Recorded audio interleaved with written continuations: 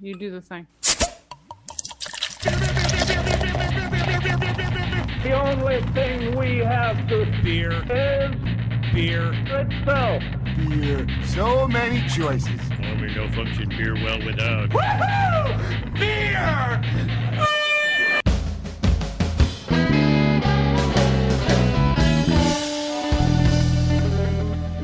Hello and welcome to another episode of Beer Busters. We're going to bring you the news and reviews of your favorite brews. I am Dan Baker, and I am joined by my co-host and brewologist, Steph Hefner. and the demented and fermented Wayne Baker.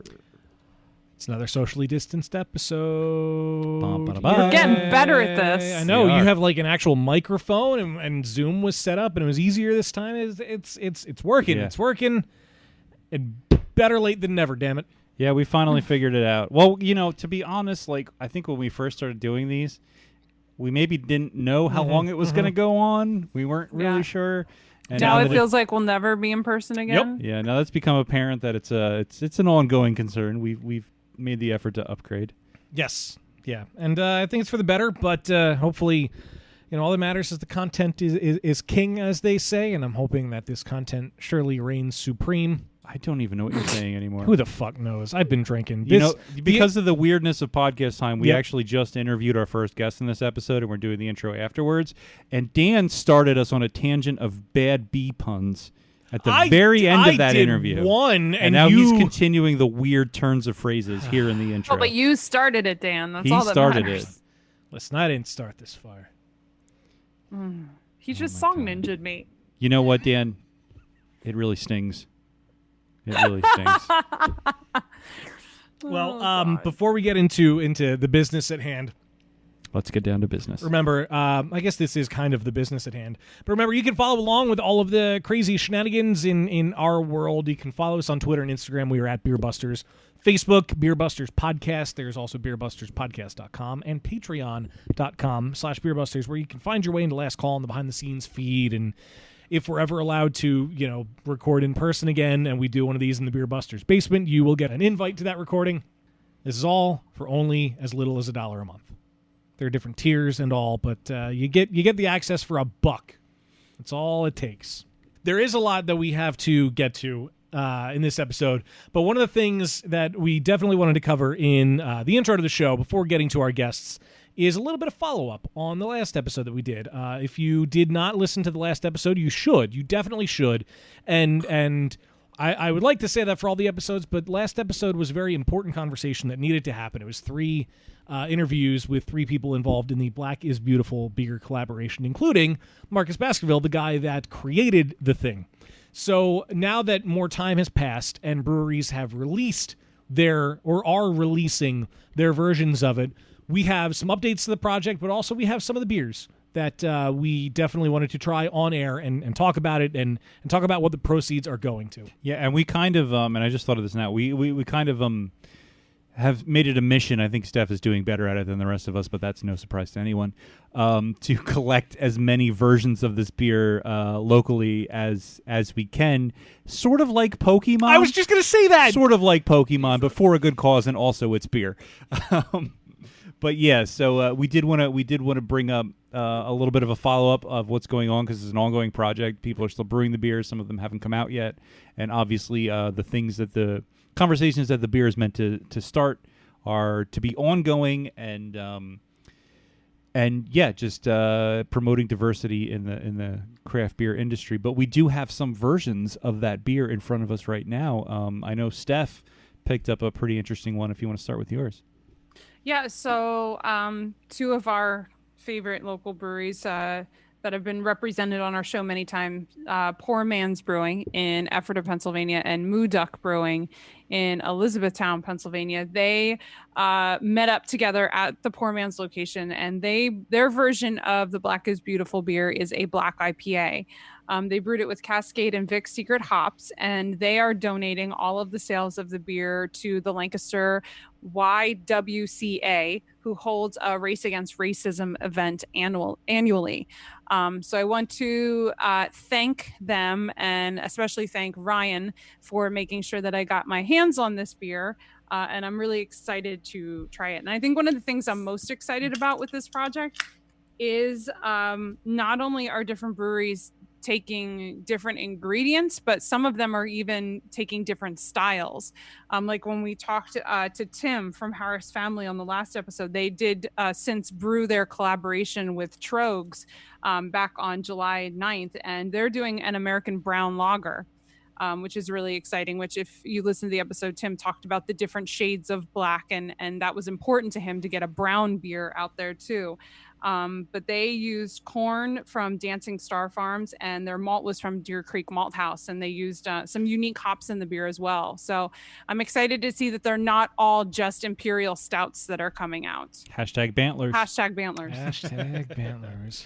Very cool. Yeah, that is really cool that people are sort of taking the recipe and running with it. And I think two of the coolest things about this collaboration beer, this beer for a cause, which we've seen before, other beers for a cause that have brought a lot of breweries on board. This one seems to be really like having an incredible explosive reach, and I think rightfully so. But two of the really cool things about the project is, one, that it's not just like donate to charity with the proceeds. It's also like make an effort to change, make an effort to engage, make an effort to promote Black-owned businesses and the participation of minority communities in the craft beer industry, which I think is a really cool sort of addition to the project, where it's not just about it's about living it, not just saying it, or not just making a single donation. But the other really cool thing on the beer side is the flexibility of the recipe and the different approaches that people are taking. Black IPA, brown ale. What Dan and I have in front of us is from locally here in Germantown, in the Philadelphia area, from Attic Brewing, which is a brewery I hadn't really heard of before I started taking an interest in tracking the breweries that were doing this project.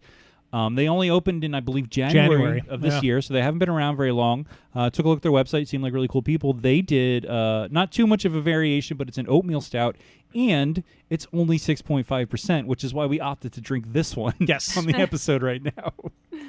And it's very good. It is. It really is. Steph, how's the Mooduk Poor Man's? It's delicious, and it reminds me how much I miss black IPAs. Say what you will about the style. There are some people that hate black IPAs, but I really, really love the like astringent malt with like a really good old school hop. I think they did a really, really nice job. I should also mention I also brewed this beer.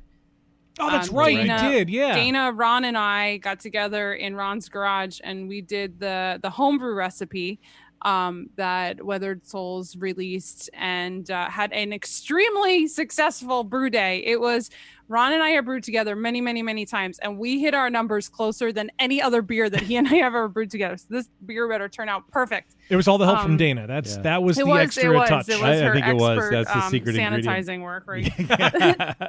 But no, see, that just goes to show anybody can collaborate or join in a brew or a brew day, whether it's home brewing or professional. All you gotta do is clean. Somebody's got to do it. You don't need. We let her do more than that. Yeah. We also drink a lot. No, but I'm really, really excited. Our plan is to bottle that. We're going to do some cork and cage bottles. We're going to treat that beer lovely. So I'll save a few bottles, and hopefully we can taste it in a future episode at some point. That. But I would definitely love that. So yeah, I almost forgot to mention that. But yeah, but no, this black IPA from Poor Man's and Mooduk is quite delicious. So if you're local, I'm not sure if it'll still be available by the time this episode drops, but go get it if it is. Yeah. Well, even if like you don't have to go far to find a brewery that's doing it. I do want to mention the version Dan and I are drinking right now from Attic Brewing. They are donating a portion of the profits to the Johnson House historic site, Germantown, which is a community center for social advocacy, and interprets the history of the Underground Railroad and hosts Philadelphia's Juneteenth Festival. So a little bit of social advocacy, a little bit of promoting equality, and a little bit of history, which I also appreciate as a little extra added bonus because history's cool. So in addition to these breweries, some others that have released their Sly Fox, Springhouse, and the Love City Harris Family, two locals, the three work together. They have all released their beers, and we have our hands on all of those. So we're looking to drink those in a future episode, and we're really excited about that. But some of the others, Evil Genius, they announced that they will be releasing their take on the project July 30th. We always love the stuff that's coming from Evil Genius. Our friends at Mount Gretna, their plan is to release it in early August. Shout out And there to was some Brian talk Mills. about perhaps trying to do a version of it through a Randall, maybe with some coffee and toasted coconut. Maybe try to do a few variations on it, which would be that's awesome. a lot of fun. So I'm excited to have their take on And it. the Love Root Down City just version also has toasted coconut. I just Yep. wanted to throw that in there. I didn't realize that until recently. Toasted coconut is a great addition to an Imperial Stout. Root Down actually just announced today, as of recording, that they pulled some of the beer and they're putting it in bourbon barrels from Brandywine Branch Distillers. And that is going to be released in February as part of their Black History Month celebration. And the rest of the beer will be released next week as of recording. So as you're listening to this fresh, it should be out now. Round Guys brewed theirs with Well Crafted. That should come out in late July.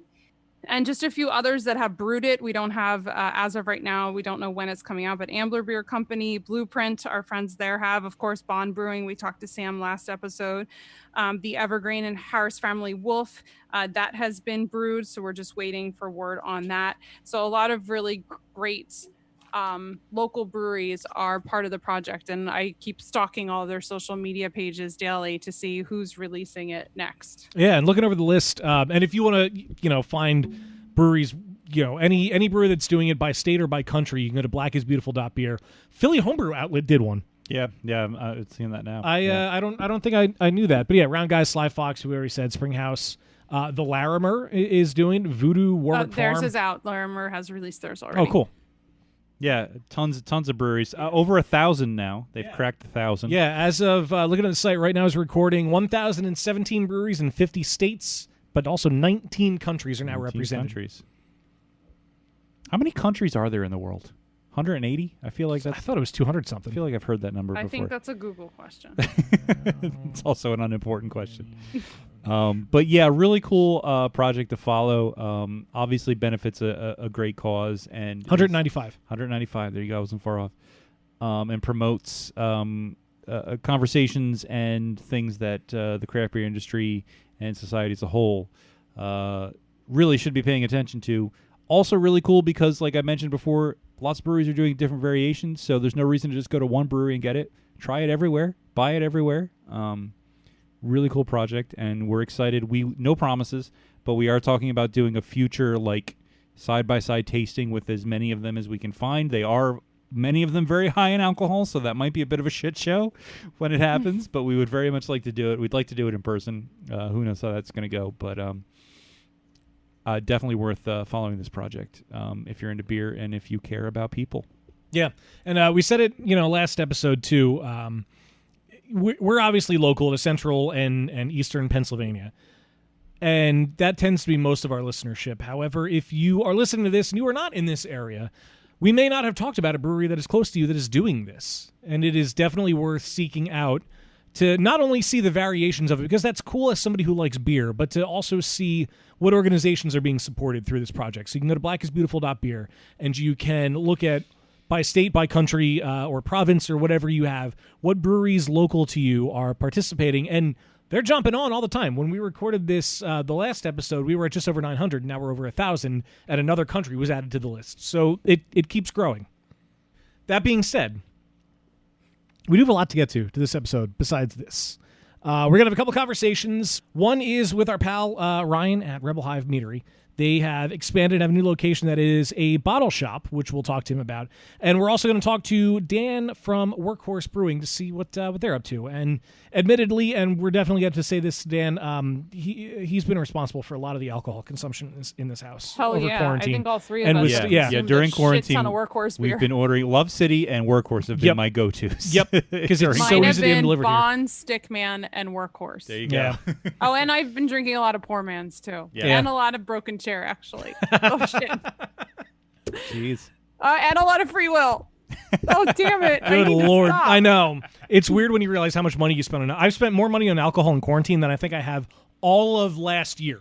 Oh, I believe it. I believe Yeah, it. that sounds about right. But I mean, it's local there's business. so You much want beer in to my house right support now. local businesses. You want to drink local, and we know these people. We support them. They're friends of ours. Of course, we're going to do what we can, and hopefully, the ones that we've had on the show have gotten the vibe across that they're good people, and you out there feel like supporting them as well and drinking their damn good beers. With all that in mind, let's kick it off. Woot woot. It seems like it was a while ago, but in reality, it was a year of real time and not too many episodes in podcast time. But if we look back to episode 172, we can remember fondly the time where we got to dedicate an entire episode to the wonderful world of mead with our friends at Rebel Hive Meadery. And we are lucky enough to have joining us again to the show, Ryan. How are you, man? I'm good. How have you been? Fantastic, man. Thank you for taking time out of your schedule to talk to us today. You know, Dan, when you said it feels like it was a long time ago, I was going to say everything feels like it was a long time ago right now.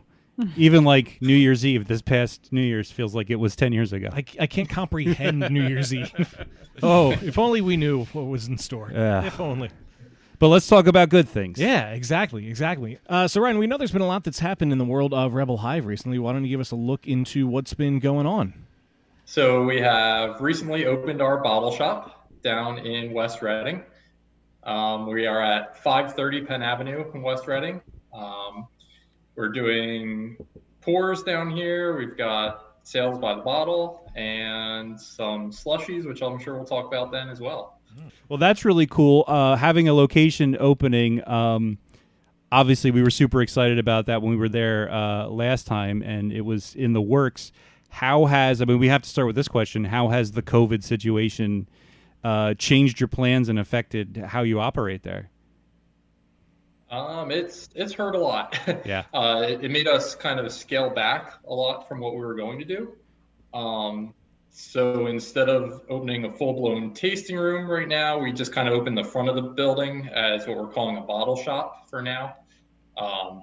It allowed us to kind of scale back on a lot of the build out that we're going to do inside.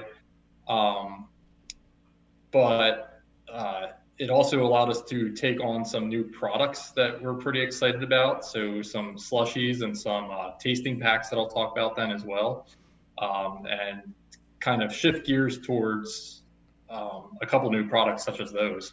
I have to ask though, so when we recorded with you last summer, one of the things that impressed us almost as much as the mead impressed us was your location in Reading, and how gorgeous that building is and all of the work that you had already put into it.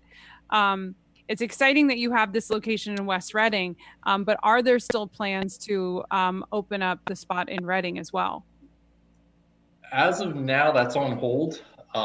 We do still have plans for expanding production there, but again, no real timeline as far as that goes. We were hoping to do that by the end of this year, but that's most likely pushed off until next year. As far as opening that as like a tasting room location, that's kind of permanently on hold right now as well. So kind of have to play it by ear at this point and see how that goes. Now, at your bottle shop location in West Reading, is there any on-site consumption there, or is that just buying stuff packaged to go? Yes. So West Reading actually doesn't have any open alcohol laws outside, so you can walk down the street and drink. So you are welcome to sit out front of our building and drink right now. We don't have any meals, so that was part of this new shutdown.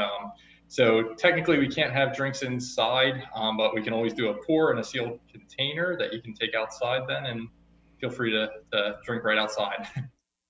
I was lucky enough to have some of these slushies that you can buy at the tasting room. I think when we were there was original and mango. And I thought that was such a creative way. I remember we had chatted with you about mead cocktails when we were there last year, but I think it's a really creative way to showcase the mead in a different light. And especially with how hot it has been, sometimes drinking a 14% ABV beverage is not the most glamorous in the heat of the summer. So those slushies are super tasty. Yeah, thanks. Yeah, that's actually what I'm drinking right now is a black currant slushie. Nice. That sounds really good. Just under 5% alcohol in these and super awesome. We do the slushies out here at West Reading, 10-ounce pours or 16-ounce pours. We just got some tumblers in, so we're doing kind of like a Rebel Slushy Club, we're calling it. So you can buy those and then refill them Every 10 refills is a free fill on your birthday. And we have plans to get a machine out at Green Dragon Farmers Market as well, starting next Friday. So cool. Oh, nice. So the day this episode will release. So yes. You can go to Green Dragon and get your slushie, or go to West Riding and get your slushie, whichever is closer for you. Yes. Very cool. Now, I just cracked open the Ceylon, the cinnamon and vanilla mead that we got. There's only a little bit of this one left. These are actually Dan's. I drank all mine right away. Dan sat on his for a while. So it's actually been a little while since I've had a chance to taste any of your mead, and I'm reminded of how great it is. What in the past year, like what new variety? I mean, you're doing the slushies, obviously, but what other kinds of meads have you guys come out with that you're excited about? Yeah, so there are two newest ones. Let me find a bottle here. We've got our. So this is a long name. It's called Just a Simple Boring Name Thanks to Government. I saw that one online. I can explain that name in a second. But this is our first dry hopped one that we did commercially. It's dry hopped with lemon drop hops. So you get kind of a nice lemony kick right at the front of your tongue upon your first sip. And then it's also aged on chamomile. So the majority of taste is going to come from the chamomile. Really smooth drinking for 12% alcohol. So that's our one newest one. And then our second one, which is pretty much our highest end one. This is our black currant. This one is a 13.1% alcohol. This one has tons of black currant in it. This very, very tart type of fruit. It was aged on a little bit of oak just to mellow that out, but it's not very oak forward though. It's just enough there to mellow out the tartness of the currants.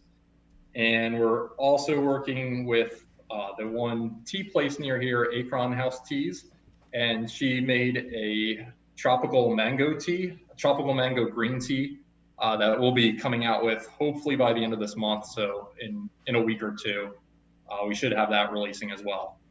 Very cool. All sounds very delicious. I know Steph got her hands on some of that, so she's able to taste it right now. Yeah, I'm drinking the chamomile one right now, which is really nice. I'm kind of excited. I just noticed that the black currant says off dry. Yes. I'm definitely more of a dry and less sweet beverage consumer than the sweet. So sometimes the meads are a little sweet for me, but this chamomile one is really nice. I actually didn't realize it was dry hopped with lemon drop at first when I opened it, and but it's nice that you get that feeling, and then the chamomile almost kind of like mellows it out and softens it a little bit in the finish.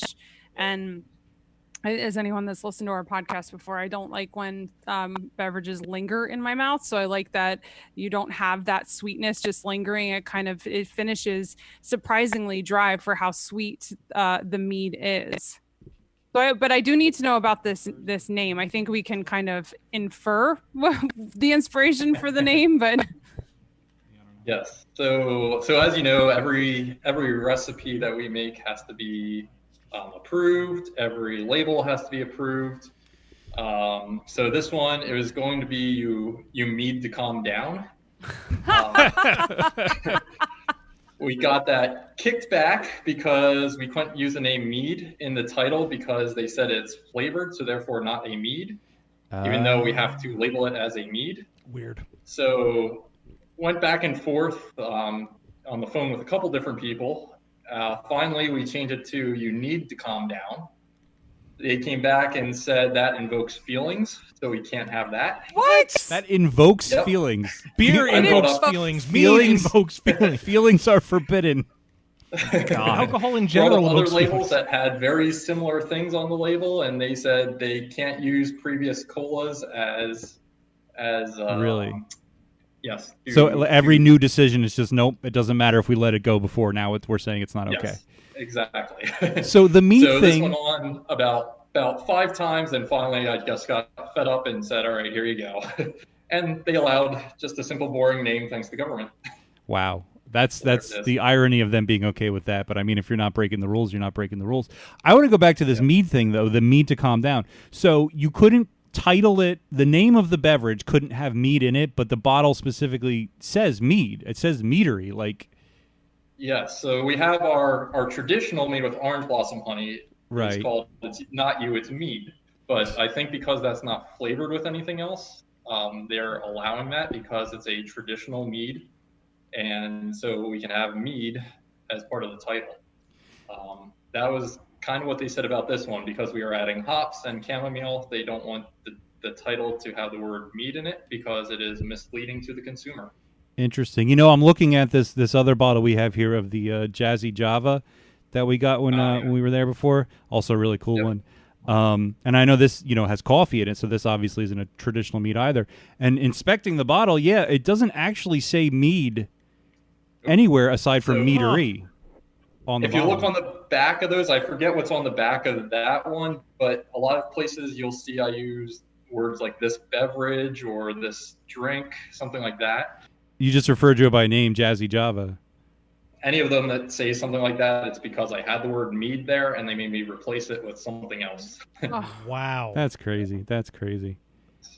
And that one also, I was going off of the Reading Roasters, how they describe that coffee. And one of the descriptors in it is it has a rum taste to it. And I had that on the bottle at first. And of course that got shut down because there's no rum in it. This always reminds me the story from Neshaminy Creek. They had their Hefeweizen probably had a banana on the label somewhere. Like their labels are crazy, and there was some big crazy cartoon scene, and there was banana. They had to take the banana off because there's no banana in the beer, and it was just like a tiny little part of the label. It's just like yeah, it's pretty crazy. But now you have a mead with a very unique name and a story behind it that gets people to ask like, why is it called this? And then you have a story to tell. So Yes. Look on the bright this side. one too. I know you brought up doing mixed drinks. I was just out at Gallows Hill Distilling up near Allentown, and we were mixing his gin with this one, and it's incredible. So I'm typically not a gin drinker, but it goes really well with this dry hop mead. If you're paying attention, Dan and I both just looked screen left because there is literally a bottle of gin right I realized you did too. I was like, oh, really? That's funny. Well, next time you're in Reading, you'll have to pick up a bottle and experiment putting gin in it. I'm not going to finish the bottle. I'm going to save some so I can put some gin in it later. Yes. That's a good idea. Wayne, can you crack open some of that Jazzy Java? Yeah, why don't we do it? I didn't finish my other one yet, but I only have a sip left. So, Ryan, we mentioned the new bottle shop in West Reading, and we also alluded to the fact that you're also selling at Green Dragon. Where are all of the places that people can get your mead right now? Yeah, so right now it's the West Reading, Green Dragon, and we're also at Boscov's Fairgrounds Farmers Market. We are, I'll say, temporarily closed there for the next 2 or 3 weekends, which is another fun PLCB story. But hopefully that'll get resolved shortly, and we'll be open there again. And we've been talking to Renninger's Farmers Market up in Kutztown as well. So hopefully by fall we'll be out there as well. And we started online sales this year. So no matter where you are, we ship to, I believe, 38 states now through Vino Shipper. So you can kind of get it wherever you are in the U.S. Now, the online sales, was that a plan you had before, or was that because of the situation? Was it accelerated because of quarantines? Yeah, it was accelerated. So we always planned to do that. But then as soon as the shutdown happened back in March, that pushed those plans up, much earlier than we were hoping to. So, but yeah, it worked out for us. It's going pretty well. So those are up online now. Very cool. I've often thought recently, if I could go back in time, like 6 months, if I couldn't stop the pandemic, my second choice of things to do would be to either invest in or start an online ordering system company. Yeah. It's like you make a killing. Do you get to see all the addresses? I guess you do, because you have to ship it out from your place. Like, what's the furthest that you've shipped your mead? The furthest? Ooh, that's a good question.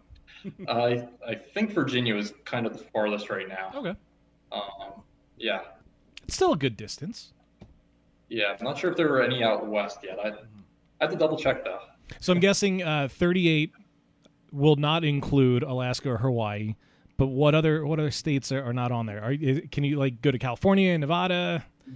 Is Wyoming, Utah? I'm guessing they're probably not in there. You expect him to have a list of 38 states just in his head? I'm curious which states. Put this guy on the spot. It's a dumb question. Ignore it. Well, I'm sure it's dictated by your distributor. Of course, yeah. Like wherever they they have service. It's dictated, so it goes individually by the state. As soon as obviously each state has their own alcohol laws. There's still, I believe, 7 states, I want to say, that don't allow outside alcohol yet. Still living in the early 1900s. I just heard that 2 states, I want to say Montana, and I forget the other one, just updated their laws. So hopefully we can start shipping there. But I forget what the other states are, though, now. Okay. But they're all, if you go to our website and you click on the order mead link, it lists all the states that we ship to. Okay. Very cool. I do think it's really cool. Like, aside from obviously the urgency of trying to set up online ordering right now just to sort of stay afloat, but it is really cool to see, like, I never really realized how easy it is to get alcohol delivered. Yeah.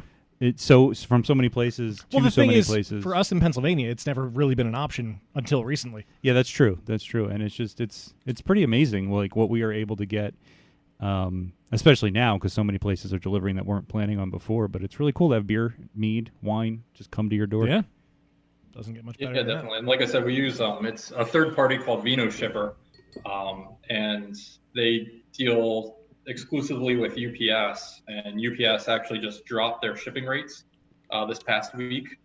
So shipping should be cheaper as well, which was one of the prohibitive things in the past because shipping alcohol is just so expensive. Yeah. But that dropped, so hopefully more people will start buying online again too. And I assume from the name, this is a service that deals mostly in wine.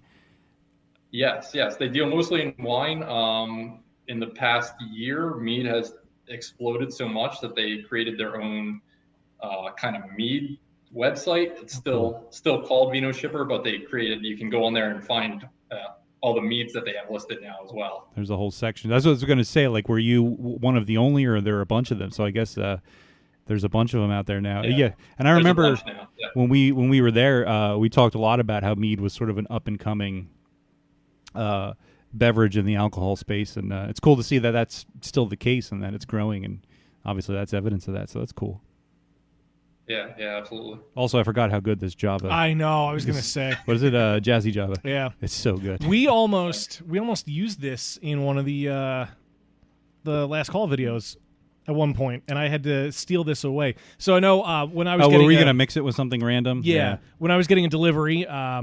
I heard Wayne saying that this was mine, that he drank his. I like staggering this because I don't get to have it very often, so I try not to have it as quickly as I would have some beer. And we did some stuff where we took the extra mead that I had to a recording. We were going to start playing a game or whatever with it, or mixing it or whatever. And I had to steal the Jazzy Java away because I wanted to have that in its pure natural form because it's so good. It is really good. That's the only bottle that I still have because I don't want it to be gone. I know. I do feel a little sad now that I opened it. Talking about new products. So, like I said, I was just out at Gallows Hill the other day. He's got some smaller 5-gallon and 15-gallon barrels that were used for rum and gin.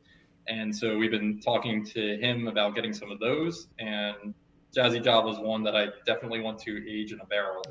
Yeah, that's when we were talking about some of the new ones, the Black Currant and the government one. I was wondering if you had done any more barrel aging, because I remember, I think it was called Love. That it was like your wedding mead that we tried when we were there. That to this day is still not only one of the best, like one of the best drinks I think I've ever had. Was that was so good. Yeah, that just it stands out in my mind, and I would love to have that again. Hint, hint. But yeah, that was really nice. I'll get on that.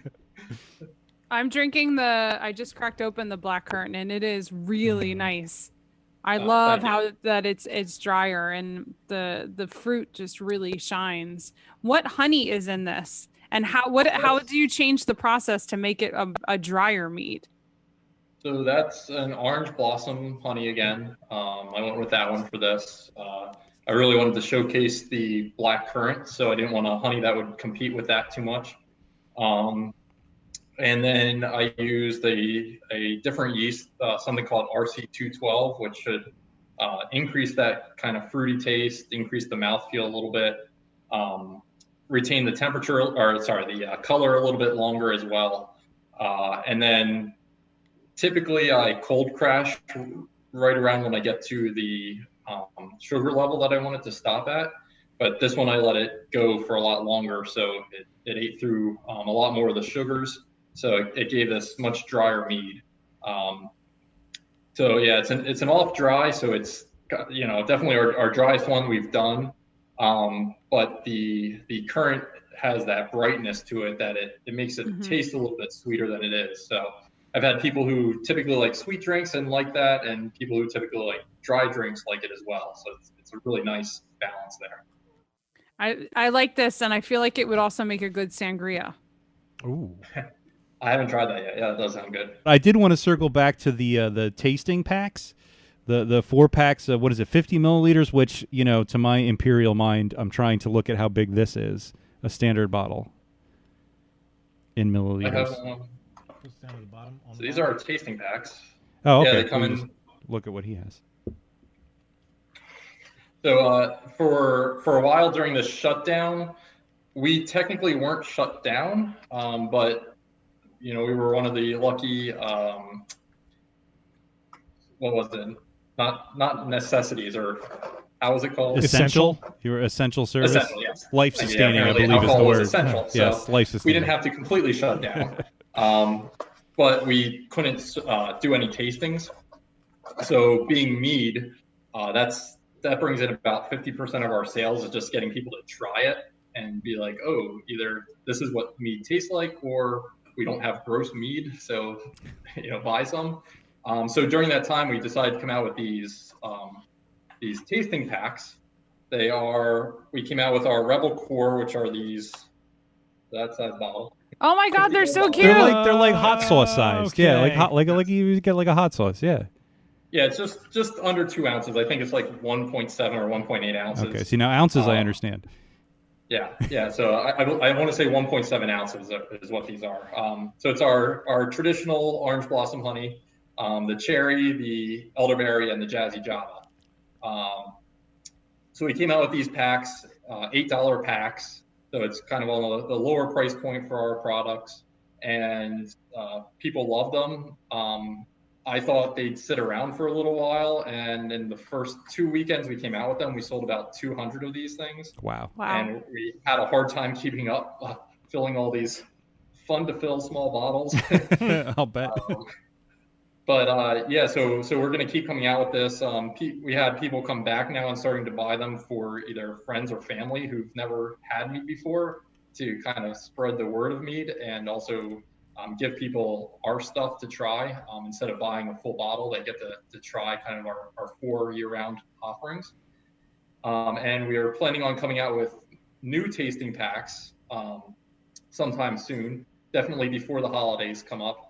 And those will be different flavored meads in these packs, so you can kind of do your own flight at home if you want to do that. That's really cool. I could say, like, if I were to walk into your bottle shop, having never tried your products before and not being super knowledgeable about mead, that is what I would walk out with, I think. At least the first visit, because we're craft beer drinkers. We want to go get a flight. We want to try everything. And being able to, being able to taste it on site, like, that is definitely a really cool idea. I'm not surprised they were super popular, and that's pretty cool. Yeah, thank you. And it's really smart right now, since people can't try your mead on site right now. Now, once things get back to normal, and people can drink in your bottle shop, or you have a tasting room, will you continue to offer those packs, or is that just sort of a good solution for the state of how things are right now? Yeah, I'm planning to keep them around. Like I said, I kind of saw them as more so that people could try our stuff. Mm-hmm. But then people started coming back and buying them for other people. I never really saw it as a gift, but then, as people bought them, I'm like, oh, that is kind of a cool gift for people.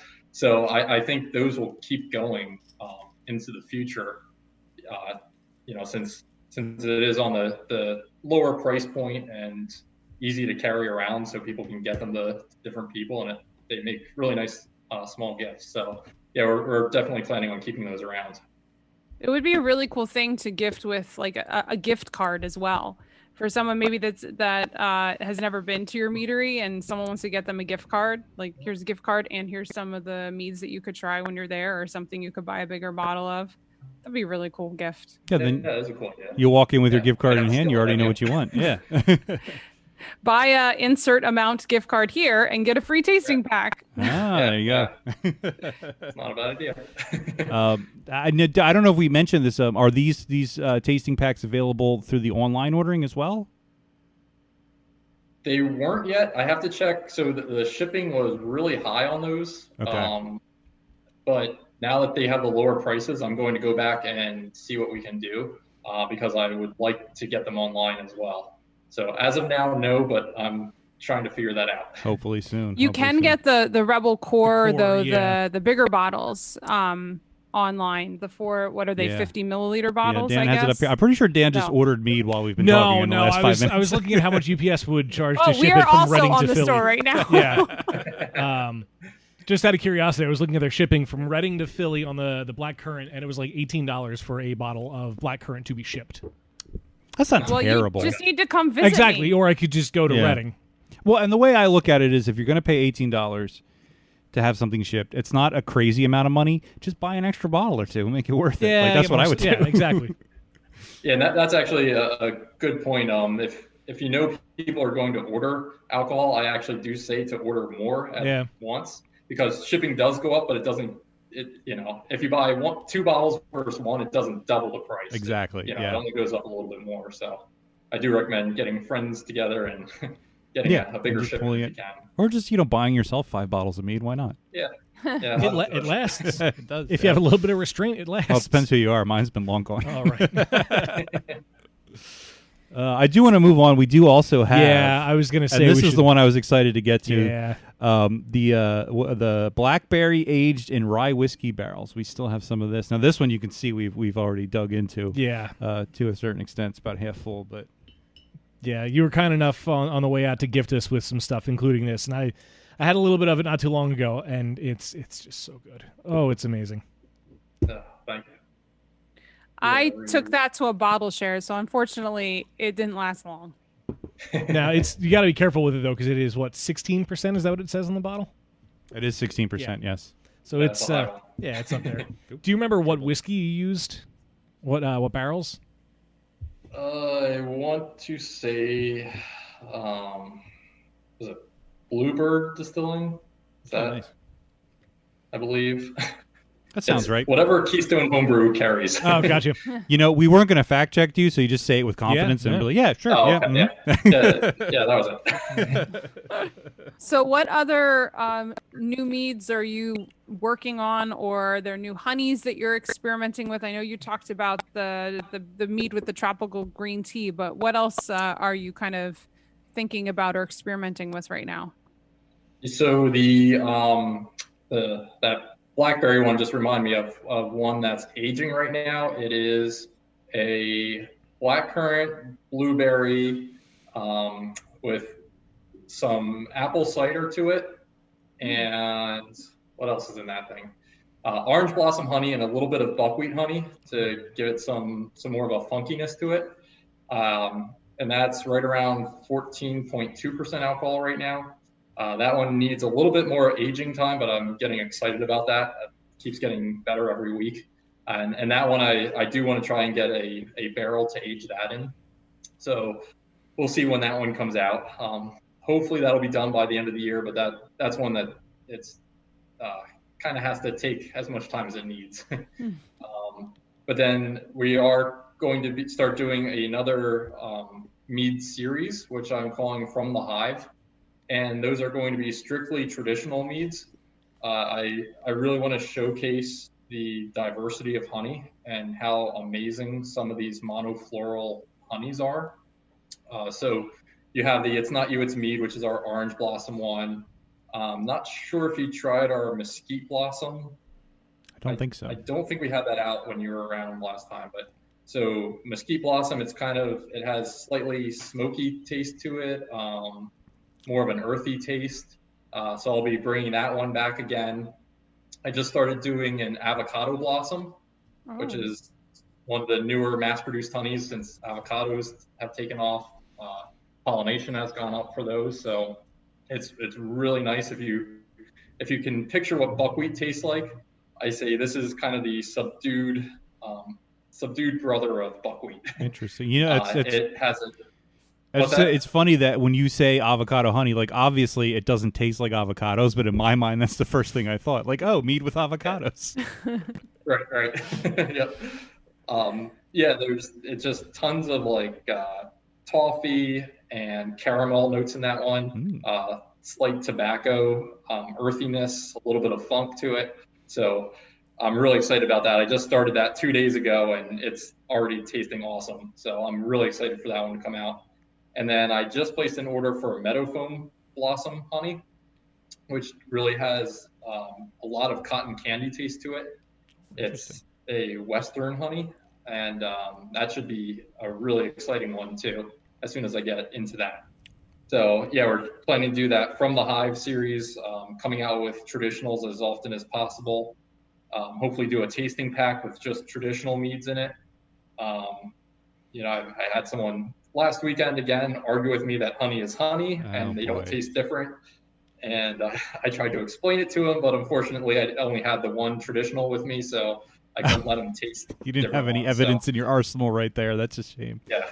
Well, exactly. You tell me, go, drink beer, go get Budweiser, go buy some scotch, like whatever. If you don't want to be bothered with it, that's fine.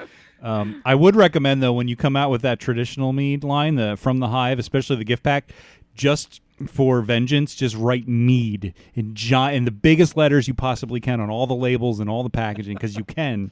Oh yeah. I think you should. Because we can. Because you can. I'm also curious. You mentioned, now we're sort of talking about different kinds of honey and that go into making mead.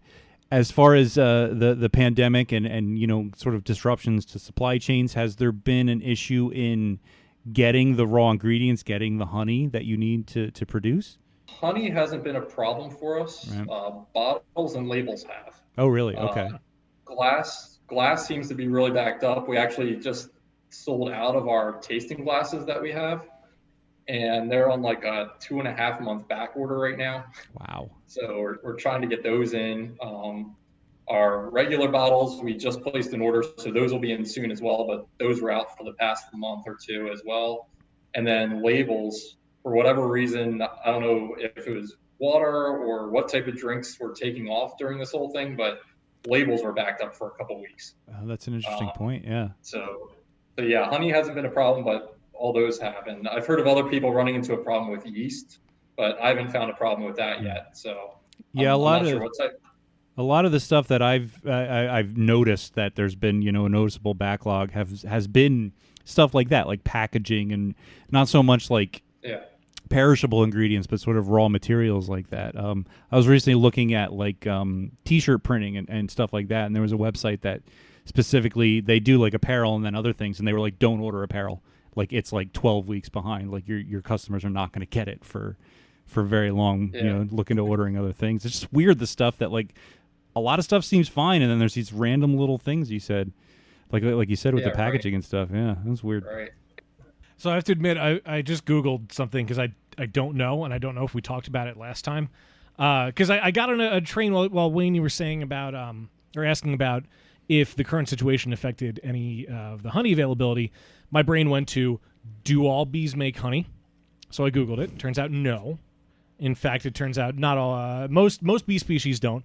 But my brain went down that train of thought because obviously one of the many, many, many things that we have to worry about is bee population. Now, is that something that you guys, I'm sure you have to keep your finger on the pulse of that. Like, what's the current situation? Hard, because that's a tiny pulse on bees. I know, Tiny pulse. Their hearts are probably like a millimeter. I had to. But like, what's the current situation with that? Because they're every now and then the news comes back up is bees are dying. Are you seeing that from your end? Because you obviously need the honey. How are the bees? How are the bees doing? Have you asked them? I did. They're okay right now. No, it's a very complex issue, and one that's really hard to track. So a lot of what's happened in the past couple of years is that more and more people are taking on as a hobby at home. And it's for different reasons. It's a really tough hobby. You have a very high death rate of bees at home, again, for a lot of different reasons. And so I think the death rate number spiked a lot more than it has previously because of home beekeepers. And especially once some of the agricultural pesticides came out, that's just like a death blow to the honeybee. So it's all the especially the chlorinated pesticide products that's just known to wipe out hives. But they're still used again. I believe I forget who it was, just allowed it to be used commercially again about 2 years ago. So that's really harmful because you're spraying crops, which is exactly where the bees are going to pollinate, and then they're just taking it back to the hive. Now, commercially, the commercial beekeepers are kind of used to that. They're used to moving, tractor trailers worth of beehives to different areas to pollinate. And so they're used to kind of running through the bees as quickly as possible and then increasing their hives as quickly as possible as well. So it hurts them, but at the same time, they can kind of handle it. So I don't know. I don't have a very good answer. I don't know if anyone really does. It's kind of, yes, they're on the decline, but at the same time, they're needed for our massive agricultural system here. So their agricultural producers are using them as well as they can, I'll say. And I think, interestingly, like the fact that Dan even knew to ask that question is that it's sort of in the general zeitgeist that, like, there's an issue with bees dying, and it's not just like not a big deal. Like it's a big deal because they're super important to a lot of different industries, and a lot of it doing with food. I mean, never mind making mead. I was really wondering where you were going with that. Like the fact that this fucking guy knew No, to I ask just this meant question. that you have no reason to know about bees, and yet you know that's a thing. Maybe that's I'm happening. looking at it as a hobby, like the people that are Well, don't, because you're going to kill the bees. He said. I know. But yeah, I think there's an awareness around the issue. That has spread into just sort of general knowledge that I think could only help. It's because interesting too. I just got noticed because I do have hives at home, and I have my hives registered. And Penn State just started doing a test for the spotted lanternfly. So I live out near Blue Marsh Lake. They started spraying, I want to say, a 1 acre space of land to see if it'll kill the spotted lanternfly. And basically sent us all letters who have their hives registered saying this is harmful to honeybees.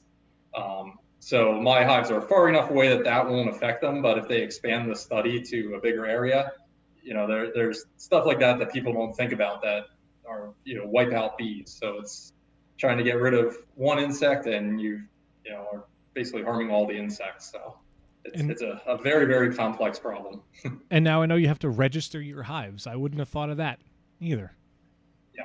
Is there like You're supposed to? Is there like I a was black saying, do market? you have to, or are you like encouraged to? Yeah. Is there like a black market, bee trade? Strongly encouraged. Yeah. Some guy in an alley opening a trench coat, just having bees. And like covered in stings. Oh, the tangents we get on. I know. I'm sorry. It's the 16% kicking in. Yeah. Quite good though. I haven't had a mead in a while, and I forgot how enjoyable they are. See, that's why I keep them around just a little bit at a time, so it reminds you how good it is, and you don't go through it too quick. You're right. It is good. It's a good sipper. Wait, when we talked about the slushies, Ryan, did we talk about the potential of you serving them at the arena for the hockey season this fall? If there's a hockey season this fall? No, we did not. Yeah, so I just got word back that we can do slushies there. We're still trying to negotiate kind of the price to be in there and how we would do that. But it looks like we would be able to. It's kind of like you said, we're not sure how they're going to open at this point or if they will. So it's kind of tough. Some of the nicer slushy machines that you would need for something like that are right around like $10,000. So it's hard to lay out that sort of money and then be shut down in the fall. So it's something we're talking about, but we did get word that we're allowed to be there. Just a matter of whether or not we're going to do it at this point. But hopefully, if not this year, then definitely next year we want to do that, because that would be awesome at some hockey games. Yeah, that's definitely really cool. That's really cool. Something I'd never heard of before. I mean, obviously we've been to places that have beer slushies. That's kind of a thing. And I know you mentioned earlier they're like around 5%-ish alcohol in slushy form. I imagine that's from all the ice and everything that gets added in the process. Yeah. We mix a bottle of mead with a bottle of water, and then add some slushy mix to it, which is essentially sugar water. Yeah. To get it to freeze properly. So it takes it down right around, I want to say like 4.8% is what they sit at. Now, is that something other mead producers have done? Is this just an idea you came up with on your own? I've never heard of it before. I've been seeing it pop up more and more. It's actually the one winery we run into at all of our different wine festivals. He does them all the time at these big festivals outside. So he's the one who kind of turned us on to the idea of slushies. So we looked into it ourselves and ended up running with it. Because it's a very profitable item, and unlike mead, people know what a slushie is, so it's kind of an easy sell. But yeah, I've been seeing more and more meaderies that I follow picking up on the slushie machine thing, and actually going back to the other discussion about what has been backed up because of the virus, slushie machine are on What? like a month or two back order now as well, because everyone's going to them. Yeah. Well, and people are trying to be creative with what they're selling, so they can keep money coming in. But I looked at it more of like a doomsday prepper kind of thing. Like, what all do you need for the bunker? You need your just army you rations, need 10 you need your grand on a toilet paper, slushy machine, and you need your slushy machine. Yes. And I'll say, compared to the other alcohol slushies I've had, I've never tried a beer one, but I've had some of the hard alcohol ones, and haven't liked any of those that I've tried. But the mead slushy, you get a lot of the honey that comes through, and I think they're just fantastic. Yeah, I think I'm a little bit biased, but I love the mead slushies. If you're gonna make an alcoholic beverage into slushy form, I think meads are a perfect candidate. Ciders also. I just thought of. I don't know if I've ever seen a cider slushy. I've seen the wine. I've seen the beer. And you mentioned like hard liquor. That was the other thing. I was like, can you get bourbon slushies? Have you seen this? A lot of the distributors around here have those adult slushies. I don't quite know what they're serving in there. I think it's a big gray area with PLCB again, but it tastes. I don't know if it's like a cheaper vodka or moonshine or what they're using, but it's they're not too enjoyable usually. Right, like turpentine. I wonder if it's more like does sound good. Yeah, well, that's what I was wondering, if it's more like a cocktail slushy where there's like a little bit of bourbon or something else in there, and then all the different mixers. I don't know. I found a recipe for a whiskey slushy. There you go. And on the Google trigger. Better believe I'm going to bookmark this and try it. You got 10 grand for a slushy machine? Well, no, this is you need frozen lemonade, apparently. Frozen lemonade and frozen orange juice, which means I guess you're probably going to turn it into something close to an old fashioned. I have limeade concentrate in the freezer right now. You know those like little can things? Yeah, I almost dropped that a couple of times. Oh, really? Digging around. It's not very good. Oh, great. Maybe if you add booze to it. That's what Booze saves everything. Once again, there's a bottle of gin right there. Gin and limeade. There's a bottle of gin and there's 4 bottles of whiskey back here. Yeah, but I don't think the whiskey and the limeade would work so well. I mean, I know lime and whiskey is good, but like that much lime, I don't think. Only one way to find out. Yeah, you never know until you try it. You never know until you try it. Like, that is the case, I'm sure, with mead slushies. That sounds delicious. And if I were going to a hockey game, it wouldn't be one of the things I would think of when I get there that, oh, yeah, I'm going to have one of these. But if I see it, I'm going to try it. I'm absolutely going to try it. Yeah, you see it. It's an impulse buy. Yeah, definitely. You know, I used to, when I was in high school, I went to Royals games, and I told people that I always had, whenever I went, I had to get nachos because they're nachos. But I always had to get a Code Red Mountain Dew, and I would tell people that I would drink it because it was red, and I wanted them to fight, and I wanted blood to fly, so I drank a red drink. So, if you're, I think you should have some kind of red mead slushy, just for the idiots like me. I could add food Sounds coloring. good. Just Yeah, make it's a food normal one coloring. and add food coloring. Well, You- you the you can This do the, his favorite pastry is red velvet. That's also fake red, so it doesn't. Just color it red. It's fine. We can use our cherry mead. I was gonna say There you use go. the Cherry Lee Lewis. Yeah, absolutely. Yeah, that's See, a better there's a one. little thing. See, it's not the worst idea. It's a bad idea where it came from, but that sounds good. Code Red though is one of the most vile drinks It's on the planet. disgusting, and I can't believe I ever liked it. I dated a girl that drank that stuff constantly. It's Ugh. horrible. Ugh. Does that still exist? I don't know. I hope not. I would drink Scarlet Lady when I went to Royals games. There you go. That's a solid choice. But then again, I don't think I've been to a Royals game since I was legally able to drink. Well, it's probably been 15. Damn. I was a season ticket holder back in like 2004, maybe? Wow. I don't think I knew that. 2005? Huh. I was season ticket holder for 1 year, and our section was right near the stout stand. So I just drank Scarlet Lady all Makes night. sense. I tell you, Man, that was a long time ago. I had Scarlet Lady on Nitro Oh yeah, you around did the say that, holidays. yeah. It's just a little while ago. At a bar in Philly, and it was the first time I ever had it on. It's one of my Yeah. favorite beers in the world, and it was so good. So's the mead. The mead's very good, Absolutely. too.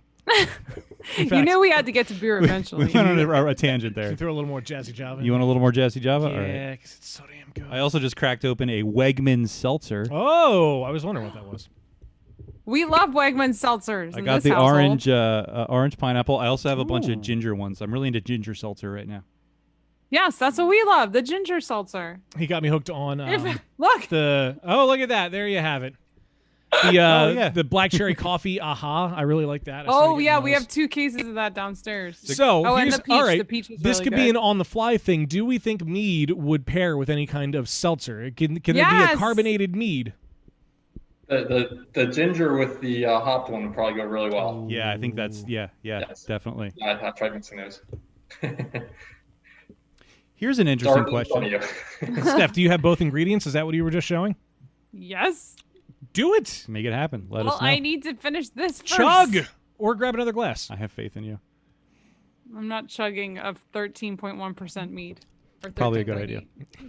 13.1. Actually, I wanted to bring something up, and this is sort of a weird tangent to go on, but I when we did visit you last year and we brought home a bunch of the meads that you were kind enough to give us, I shared them with my girlfriend, and she's vegan, but she's kind of like iffy on whether or not drinking mead is okay.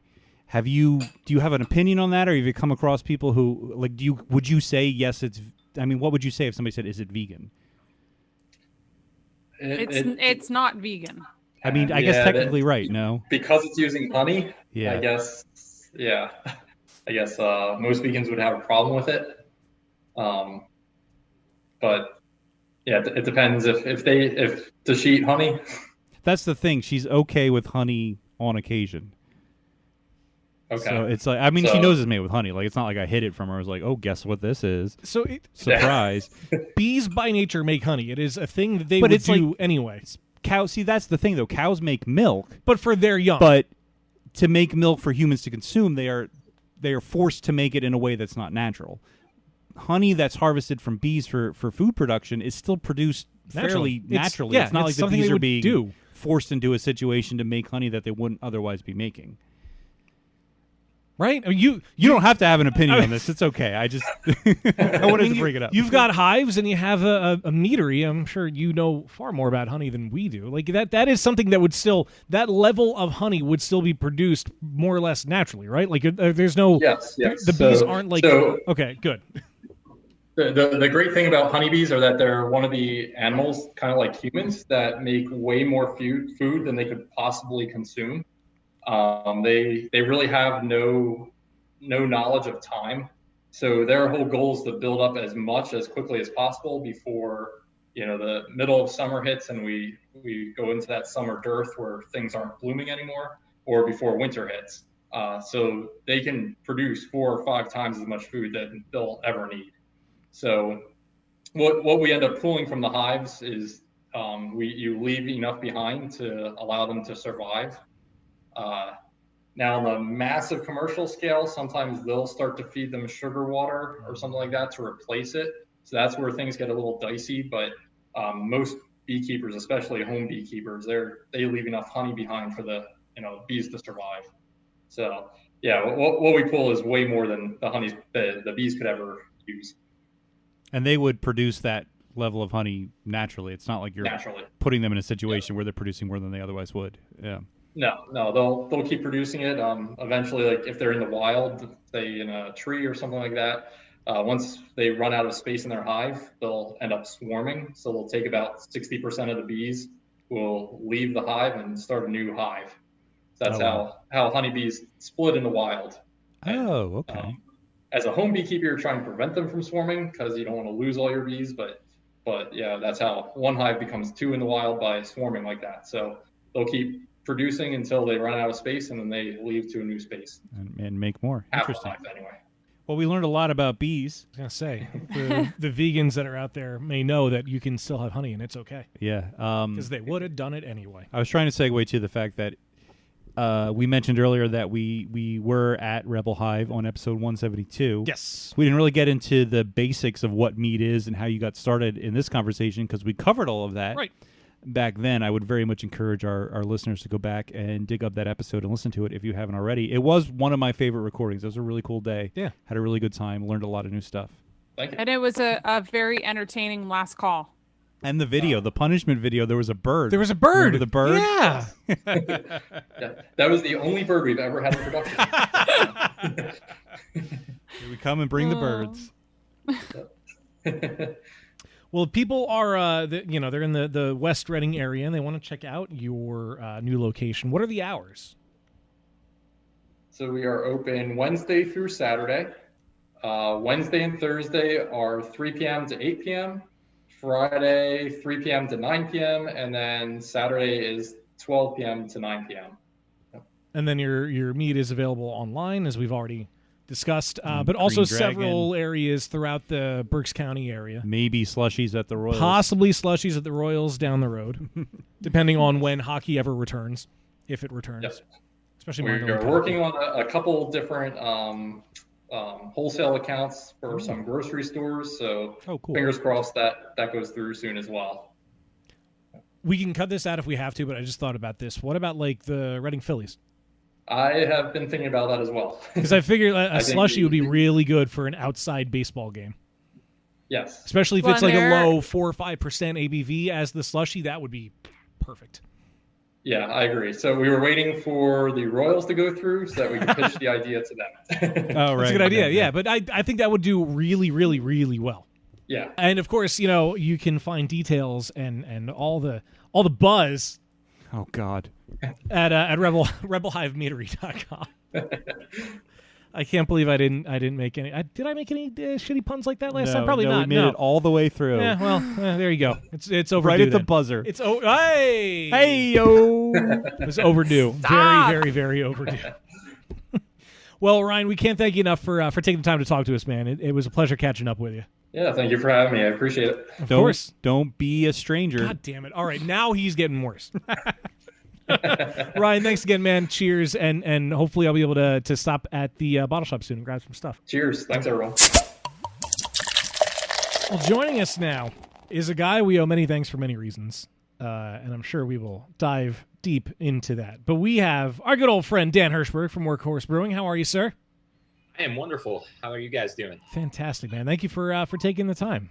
Hey, thanks for having me on again. It's been a while. I'm looking forward to shooting the breeze. Yeah. A lot has changed since the last time we had you on the show, that's for sure. Understatement of the century. Yeah, right. I do want to say right off the bat, something that Dan, Steph, and I were talking about just earlier tonight, and we've talked about before, is that while we're all, in lockdown to varying degrees, we have been ordering beer from Workhorse constantly. Your beer has been keeping us sane, and the fact that we can get it to our doorstep is amazing. Well, thank you guys sincerely for doing that. It's been quite a roller coaster here, changing everything so dramatically, and it's always really satisfying to hear that people are both enjoying the service and enjoying the liquid. So good looking out. Yeah, and definitely. that was pretty much the biggest reason we owe you a giant thanks is for pivoting like that to be able to get such great beer to our mouths. just delivered to our door. Like earlier today, we ordered beer and pizza to get ready for the episode, and it showed up pretty much right as I needed it to, and it was great. And we still have some left over, and I'm sure I'm going to drunkenly eat the rest of it later. But it's amazing that you were able to pivot, and I guess yeah, we should probably start there. Obviously, you know, when the world had to pause for a little bit, things got weird as a business owner, I'm sure, and you had to think of new ways to get to your customers and to get your stuff out there, but also to keep the business afloat. When did the idea come to partner with Pete's? So Pete's, it's funny. We had been talking with those guys for many months about opening a restaurant in our King of Prussia tap room. So we had already had an established rapport, and we actually had a contract. And frankly, we were about 30 to 45 days away from opening that when this all went down. So we were, I think, like realistically, maybe like 7 to 10 days out from starting our promotional blitz to let people know that there was going to be full service food and KOP. Wow. So obviously that got put on the back burner. And when we were evaluating how we wanted to proceed out of both locations, we realized that, you know, our staffing levels in Center City, it was really basically just a bar manager and a couple bartenders. And we didn't have anywhere near the infrastructure like we do in KOP to be able to service a wide delivery zone or radius, if you will. And Pete had reached out just to check in to see what we were doing, and had offered his services from a delivery standpoint because they had a transporter for hire license. So they were allowed to deliver beer already, legally speaking. And we just kind of dove right into it. They've been amazing partners. They're like two of the nicest, Pete and Gus, the two guys that kind of run the show over there. Also at Mustaki Gyros is their other restaurant. They're just great people. They're just so easy to deal with. They're really respectful, really professional, very communicative, and obviously it's been nice for us to be able to send beer out in Center City. That's awesome. We should clarify for our listeners. It's Pete's Famous Pizza, Pete's Place in Philly. As we mentioned, you guys have a relationship where you can order beer and pizza to be delivered. Their specials. They've been around since, I was just looking at the box, 1980. It says established for a while. It's 40 years now, I think. Wow. Yeah, 1980. That's 40 years ago. So they're like OG Philly pizza. Like, yeah, really good stuff. Yeah, it's definitely, I think Pete is either third generation, the family business owner, and again, just great dudes. And for anyone who's listening, who's in that area, like you guys, definitely order even from their regular menu. I think we added cheesesteaks back in April or May to the takeout stuff, but their Greek restaurant, the Euro place, for me is really where it's at. It's such a tasty restaurant. What's the Greek place called? It's called Mustaki Gyros or Gyros for the uninitiated, I guess. Gotcha. I'm writing that down because I really like to order Greek, so I'm definitely going to look that up. Yeah, the funny thing is the pizza that you guys are eating tonight is actually not the pizza that we were going to use at the brewery. The pizza that they make at the Greek restaurant is a really thin crust, like really crispy, kind of exterior. And they typically do a little bit more of a traditional pie, and we were leaning that direction for what we're going to do out of KOP. It was going to be Workhorse Pizza and Kitchen, and hopefully we'll still be able to do that at some point, but I guess time will tell. Yeah, so speaking of the KOP, sort of home base, I know last time we had you on, you guys were just ramping up to open, and then you did, and you became hugely successful and popular right away, as we knew you would. But now, obviously, the landscape has changed dramatically. And you guys are like, I think one of the first breweries I remember seeing that like really just pivoted and said, okay, we'll bring beer to you and you can pick it up and here's your options. And so what was that process like to sort of like pivot? Yeah, so it was really twofold. I think the first was just public health and welfare. Realistically, so my wife and I had actually had a scheduled trip to Clearwater for Philly spring training the first week of March, and we were really excited to go down. And this COVID stuff was all kind of starting right around that time, and we ended up going because at that point there was still there were no signs that it was going to be quite as crazy, obviously, as it got. We knew that it was out there and that, wash your hands and, stay safe. But it just didn't seem like it was going to be that intense. But by the time we got back, I think we got back on March 11th or March 12th. And that's really when things kind of started to go nuts. So my kind of sensitivity to what was going on and all the data that we were seeing and all the stories that were coming out from Europe and from Asia were just really scary. And it didn't seem like there were any data points that were going to suggest that we were going to be able to avoid this. So we very quickly got together the day after I got back with the rest of our management team, with our board, and sat down and just kind of discussed, hey, this looks like it's going to be bad. Why don't we get out ahead of it and make sure that we're prepared for the worst case scenario? So let's close our tap room down. If we're wrong, like let's say, all the data we saw was not correct and that this wasn't going to be terrible, then all right, we'll reopen. But we didn't want to be in a position where we were bringing people back or bringing people in, to the tap room when it could have been unsafe. So it was more of this is the right thing to do, kind of like our civic duty as business owners to make sure that our staff and our guests are all safe. And we were fortunate that, logistically speaking, we've been using Square as a point of sale, kiosk at all of our taproom locations, and they had a kind of like out of the box, really easy online store that you could just basically make live with a couple clicks. So I spent a day just fooling around with that and realized that it could be an easy thing for us to do, and we just moved as quickly as we could to get it done. So that was probably the biggest reason. But on top of that, one of the kind of, I guess, silver linings it's probably the wrong expression, but one of the double-edged swords, shall we say, of having a 70,000 square foot facility that's predicated upon monetizing that space is when it's closed down. You've got to act really quickly because we don't have piles of cash that we're sitting on as kind of a cushion, and we knew we needed to do something if we were going to lose all of our event revenue and all of our taproom revenue.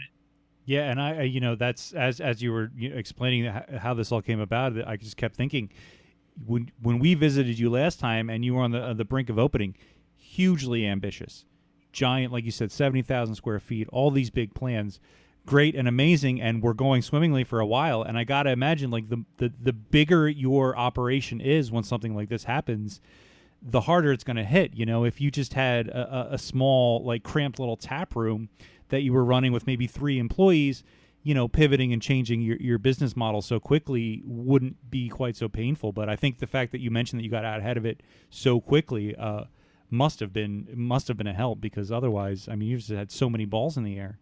Yeah, I think, the pandemic obviously affects all of us personally and professionally, regardless of what our industry is. But it's fascinating to me that craft, almost regardless of your size, has posed a lot of issues. So, like, let's say you're a tiny nano, brewery that has a tap room, and that's the extent. You don't package product, and you're just bringing people in. That business model upended entirely. If you can't bring people in, you're not packaging beer. Like, how do you make money? So those folks were hit hard. Folks like us who are, basically predicating our revenue streams on event space and on tap room, butts in the seats and public events, private events, that losing that revenue certainly hurt. We were lucky enough that we've been, distributing now for a little while and had a pretty good network in place. And even though we lost all of our on-premise business at the beginning, a lot of our grocery channels and our sub-Ds blew up and were ordering, even more than they'd been ordering before. So it's been really fascinating entrepreneurially to watch how things have played out. Clearly, the longer it goes, the more trouble all of us will be in. There's only so much time that I think everyone can withstand this. But the reality for me is, I just want my team and our guests to be safe. If we don't, I've told this now. I've been on a couple of different podcasts and shows since this all started, and my line has always been the same, and it's true. It's just like, if the business ceases to exist, however long this lasts, like, would it suck? Of course, we would have lost a lot of money and people would have been really upset, and livelihoods and whatnot.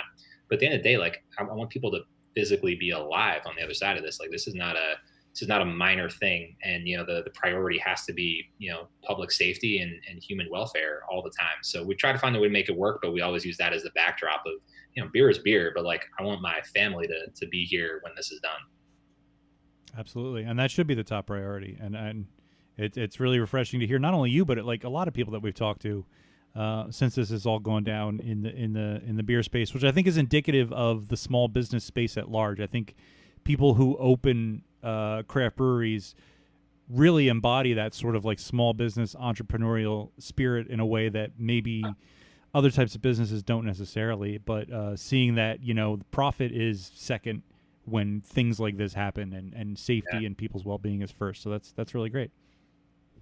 It's definitely been good to see. I think people across the board, everyone we've spoken to, people continue to reach out, both to us and from us other folks, asking for help and insight and feedback on what's worked and what hasn't worked. And the same way that before, it was very much a community where people understand that you don't just drink beer from one brewery all the time. It's still the same way. So we know that we have to, if there's going to be a strong craft industry on the other side of this, we all have to look out for each other and, pick each other up and do what we can to support each other. And Dan, ever since you opened the brewery, you guys have been very community centered, and you still have a lot of initiatives that are going on, and a few that you've added since all of this has started. You have the hashtag Raise Your Glass, your initiative that benefits local organizations, and also the Workhorse IPA that has come out to help those in the restaurant industry with everything that's going on with the pandemic. Do you want to talk about some of these initiatives and what you guys are doing to help out the community? Yeah, thanks for giving me the opportunity to talk about it. It's something that I have to even remember probably when we first started talking. One of the things that drew me to craft as an industry was how community-centric it was across the board, and how many different breweries and brewers and brewery employees were, really committed to uplifting their local community. So we really looked at, the way that COVID was going to hit people who were going to be less fortunate, and wanted to make sure that we could use our powers for good, if you will. And I think at the beginning of the pandemic and how quickly things were able to ramp up, and I think people adopted very quickly to the pickup and delivery services. So we thought, okay, now it's not necessarily survival right away. We think that we're going to be able to get through this. So let's try to give back as much as we can, and really think broadly. So the Community Support Mondays initiative that we launched initially benefited 3 different charities local to our township: the Upper Marion Township Foundation, the Laurel House, which is in Norristown, that has basically, it's a domestic violence advocacy group and supports victims of domestic violence. And Upper Marion Township Foundation has a variety of different causes local to our community. Those 2 plus the Monaco Anti-Hunger Network, another really important organization that was helping raise money and feed folks who were food needy during that time. So we had basically been giving, and still are, $1 for every purchase 4-pack on Mondays, and we match that with $1 of our own. So buy a $14 4-pack, $2 of that's going to go right to those charities. We did pivot a little bit once all of the racial injustice movement started happening, and we ended up, for the last couple months, have been supporting the Philly Black Giving Circle, another great organization that's supporting some really important causes in the city of Philadelphia for people of color. So we've been donating that same $1 per 4-pack, plus matching with one of our own. So we're going to continue to do that for the foreseeable future. Really excited about the kind of feedback and the support that we've gotten from people, and we've raised, I think, all in somewhere like $4,000 for those causes to date. As far as the Workforce IPA, that beer was pretty much built upon our just like really deep and soul-crushing realization that the restaurant industry was going to be forever changed as a result of COVID. And, we've gotten so much of our success has been predicated upon bars and restaurants that have purchased our beer and put it in draft and put our cans in their fridges. And a lot of those folks, we realized, were going to lose their livelihood, and some of those restaurants were going to cease to exist. So we wanted to create a product that we could use specifically to support the restaurant industry. So we launched Workforce IPA, which is more or less our New England IPA. It's a slightly different hop base compared to what we would normally use. But we donate $1 from every 4-pack of that beer every day, all the time, whether it's sold directly to consumers or whether it's sold through any of our distribution networks. So we sell a case to Wegmans, $6 from that case as well goes right to the Restaurant Workers Community Foundation, which supports individual workers, supports restaurants through low interest loans, and helping restaurants in need. So it's been another great initiative. We're on our 2nd batch of that beer now, so we've been able to raise a few $1,000s for the RCWF as well. And we're just appreciative that you let me wax poetic about that, and hopefully we can continue to raise funds for these good causes. It's super cool. And when you guys started the Raise Your Glass thing, it was an initiative that I was really interested in, and I was happy to share and talk about in our circles. And also, sort of an upshot of that is, it's not the kind of beer I personally would choose out of your lineup. We're very much lager lovers here. Dan and I just had a bit of the Vienna lager. We just finished that off. Nice. Your Baltic Porter, by the way, is one of my favorite beers in the world. So good. But I did grab some of the Workhorse simply because I knew that the money was going to go to such a great cause, and I really liked it. I was expecting to be like, oh, it's an IPA, you know, it is whatever. We're kind of jaded to IPAs at this point, but I probably wouldn't have necessarily tried it, at least not as soon as I did if it hadn't been for a good cause. So it at least got me to try a beer I wasn't gonna necessarily put on the top of my list to begin with, and I'm glad I did because I did really like it. That's great to hear. We really felt like, our New England IPA has been more or less our bestseller since we opened. Now with a bunch of the seasonals, it kind of rotates in and out, but it's a beer that, as far as our customer base goes, was pretty well received. So we thought, could we brew a cheaper beer and try to, raise more money from a margin standpoint?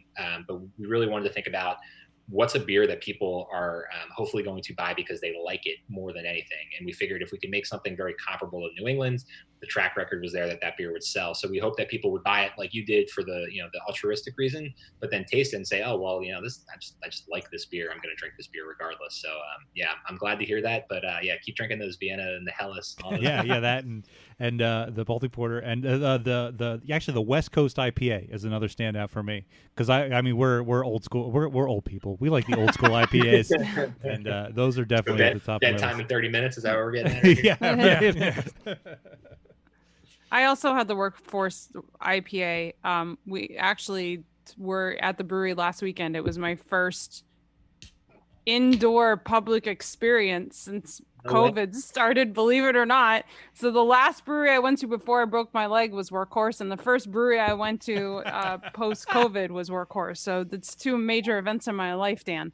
But I also ordered that beer simply because of the cause, and I was pleasantly surprised and quite enjoyed it. Now I took Helles home with me, of course, but it was quite good. And I have to say, I want to talk about your beer your way initiative, and I'm sure it's even altered itself a little bit this week with some of the changes. But I have to say, I've been very anxious about going out in public, but I felt quite safe. Now I've done the contactless pickup several times at the KOP location, but last weekend was the first time we went inside, and how prepared your staff is, and you've definitely created a safe environment to help us feel some sort of normalcy being able to go out. Now I'm sure things have changed with the changes this week, but why don't you tell us about the Your Beer Your Way initiative that you guys have launched? Yeah, before that, hopefully we can get you to the tap room when there's not like a major illness or you've hurt yourself, like just like. I've been there many times in between. Don't get me wrong, but they'll Please definitely come in be when there's not a crisis, personal or hopefully global. for the future it's just like a Thursday night or something. But yeah, we it's been crazy, to be honest with you. I mean, how many times, how quickly things have changed, and if it weren't the extenuating circumstances that we're living in, it would be a fun challenge business-wise because, you could write case study upon case study in business school about all the decisions businesses have had to make in the last 4 months. I mean, it's just the pace with which these changes are coming is crazy. So yeah, we rolled out Your Beer Your Way, which is essentially our kind of 4-tiered program that would let people safely engage with our brand, purchase beer, regardless of what level of risk tolerance they wanted to take on.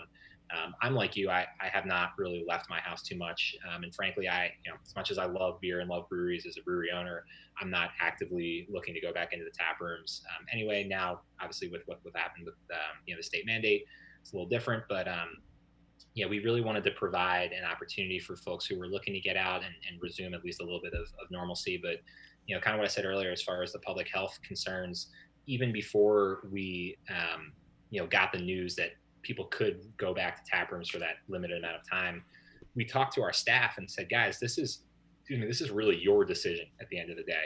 Are you comfortable with us bringing people back in, just broadly speaking? And if you are, what do we need to do to ensure that you continue to feel safe throughout that process, as well as our guests ensuring that it's still a seamless experience where they can enjoy beer and feel comfortable. So they've been, I say they because this has been really tough for me. I've been home with 2 kids under 3 for the last month and my 3-year-old for the whole quarantine. So I haven't even been in the tap room maybe more than 3 times since March. So I've been kind of on the outside looking in and communicating, phone, email, what have you. But these guys and gals in there, they've been putting themselves on the line for 4 months. To do everything to change their lifestyle to deliver beer at home, to work on the contactless pickup, and obviously now to be at the tap room serving people. It's really incredible. So my hat goes off to them, and I can't thank them enough for the effort and the energy they put in. So going back to your question, the Your Beer, Your Way program originally was the 4 options, with one of them being the indoor seating. That's now no longer the case. I know that there have been a lot of breweries now with this whole meal requirement. So breweries like us that don't have food, they've kind of done some like creative ways to get around it. And while I can't put myself in anyone else's shoes, and I certainly respect any decision that anyone makes to keep their business alive, I think Workhorse as a brand we were looking at is like, yeah, could we find a loophole? Sure. But the kind of spirit of the mandate was, don't go out if you don't have to. And as much as I feel like to clarify, no breadsticks, right? No breadsticks at Workhorse? No breadsticks, no cheese puffs, all right, just checking. No popcorn, no bags of chips. Hot dogs have been popular as well. there's a lot of delicious cheap food. Let's call it That's spade true. spade. No, but I appreciate that perspective. I think short term, it was like the whole idea is, let's not extend this by continuing to take half measures. It's like, sit at home. We all have to suck it up. It's not fun. No one is like excited about this. But the sooner we get through the worst of this, the sooner it is that we can get back to whatever the new normal will be. So our mentality is we don't want to contribute towards, adding more caseloads or putting more people at risk. So that could change if we open a restaurant in the future. But for now, it's like, let's just focus on what we've been doing up till this point before we could even open indoors, which is, 7 days a week of delivery within that 12-mile radius, doing the contactless pickup, and doing our BYO tailgates. So that's the other option that we have now, where you can basically come to the brewery, you can reserve a spot. It's about 3 parking spaces wide for up to 20 people. And we have big picnic tables, and then you can basically bring your own tent. You can bring your own grill. You can bring music, cornhole, whatever you want. We're probably going to start adding some things to those spots now that we know that this is kind of what we're going to have to do for the long haul.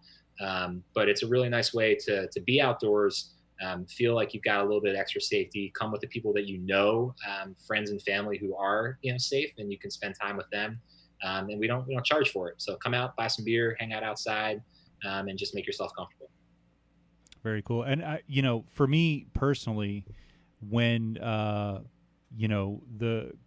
whole Corona thing started to get super serious, one of the big concerns for me was people who work in the food service industry. I've worked in the food service industry for a long time, and those sort of people that are, tending bars, waiting tables, and that sort of thing. These people that aren't making millions of dollars, and yet they are now the ones, even the people working grocery stores and stuff like that, they are now the ones on the front lines putting themselves at risk. So to hear a business owner like you and other business owners, including for places that I've been employed, really be compassionate about that. But also the flip side is, like, by pivoting to delivery and contactless curbside pickup, is that you're keeping those jobs, maybe not all of them, but you're keeping those jobs around, and those are really safe. Like, to go around and drop beer off on someone's porch, to put some beer out for somebody to pick up, outside the front door and then walk away, super safe, and yet you're still performing that food service job. So it's really cool that these measures that, when you really look at it from the long view, aren't super complicated, that businesses are taking, that are protecting not just the customers, but they're also protecting the employees, and that's, I think, really important. Yeah. So you're so right about that. I mean, again, like, the people that have been running our day-to-day operations are our bar staff. They're our hourly employees who, when this happened, didn't know if they were going to have a job because we didn't have a bar to operate. And every single one of them basically stood up, raised their hand, and said, we want to help however we can. And, we were able to put them into roles as delivery drivers and doing pickup and, odd jobs around the brewery. And that's, like, part of the reason I got into entrepreneurship was to be able to create a company that could support people, that could give people, working wages and a livelihood, and make sure that they were proud to be part of that team. And, look, we had to lay off people, and we had to furlough people at the beginning because the harsh economic realities of this pandemic are that you don't have a choice. And it sucks because a lot of those people who aren't, part of the team now are friends, so it's not ideal by any stretch of the imagination. But I've just been so impressed with the work ethic and the commitment that people have shown in our organization, and I couldn't be prouder to call them colleagues. So I want to talk about new beers now. Yeah, I was going to say I think that's yeah. We over the past couple of months, I think it's great that not only have you been able to keep the brewery up and running and still get the product into people's hands and make such wonderful pivots, but you're also putting out new beers. And I've had a couple of times new beers delivered, like the one that we have now that Wayne and I are drinking, the Pina Colada beer, which is just... I like it. I also like getting caught in the rain. It's a pure delight. It's just so damn good. And I point out, hold on, is this the first quarantine episode where we're all actually drinking the same beer? It is. It absolutely is. I didn't get the memo. I would have cracked them. Sorry.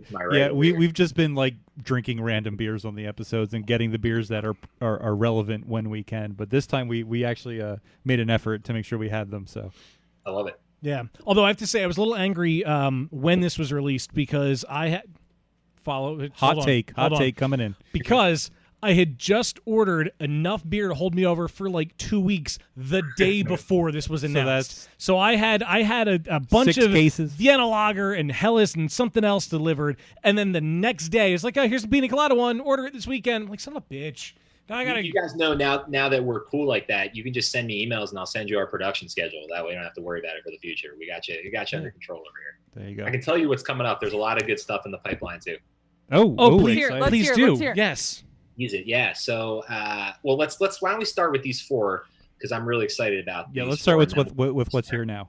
Right down the pipeline. Yeah. So the thing about the beers that you guys were referencing, so the 4 kind of summer series beers that we did, we had planned on releasing these before the pandemic, with one exception. There was going to be a lemon radler that ended up not.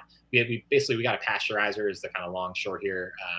And it wasn't going to be ready in time for us to produce that beer. It should be installed by the end of this month, but it wasn't ready to release that beer. Anyway, Pina Colada, Margarita, Guava Goza, Blood Orange are 4 kind of like fruited summer beers. And, it's been really cool to see because Nate, you guys know how I feel about Nate, and obviously you enjoy what he does from a production standpoint. This dude has such a broad knowledge base when it comes to beer that like he's never brewed any of these styles before. I mean, he's brewed Gozas, but these are all like first stab beers for him. And I just like, we talked about this the first time I met you guys. Like, I have no beer background, so like I'm never going to be the guy that pretends, even as a brewery owner, to front like I know every last step of the process. But he just like, it's amazing to me that he can knock out a clean classic Helles time and time again, and then be like, yeah, we're gonna do a Pina Colada beer, and it doesn't taste like sugar. It's like he's got a really deft skill set, and I'm just glad that people really like them. I think they're perfect for the summer. They're low ABV,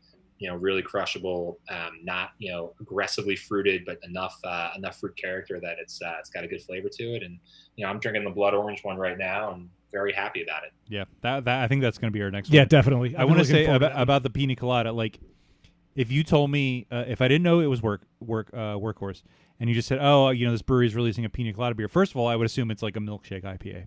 Mm-hmm. Second of all, I would assume it's going to taste like, synthetic fake candy, pineapple and coconut flavor. This, however, is not a milkshake IPA. It's not super thick and overly sweet.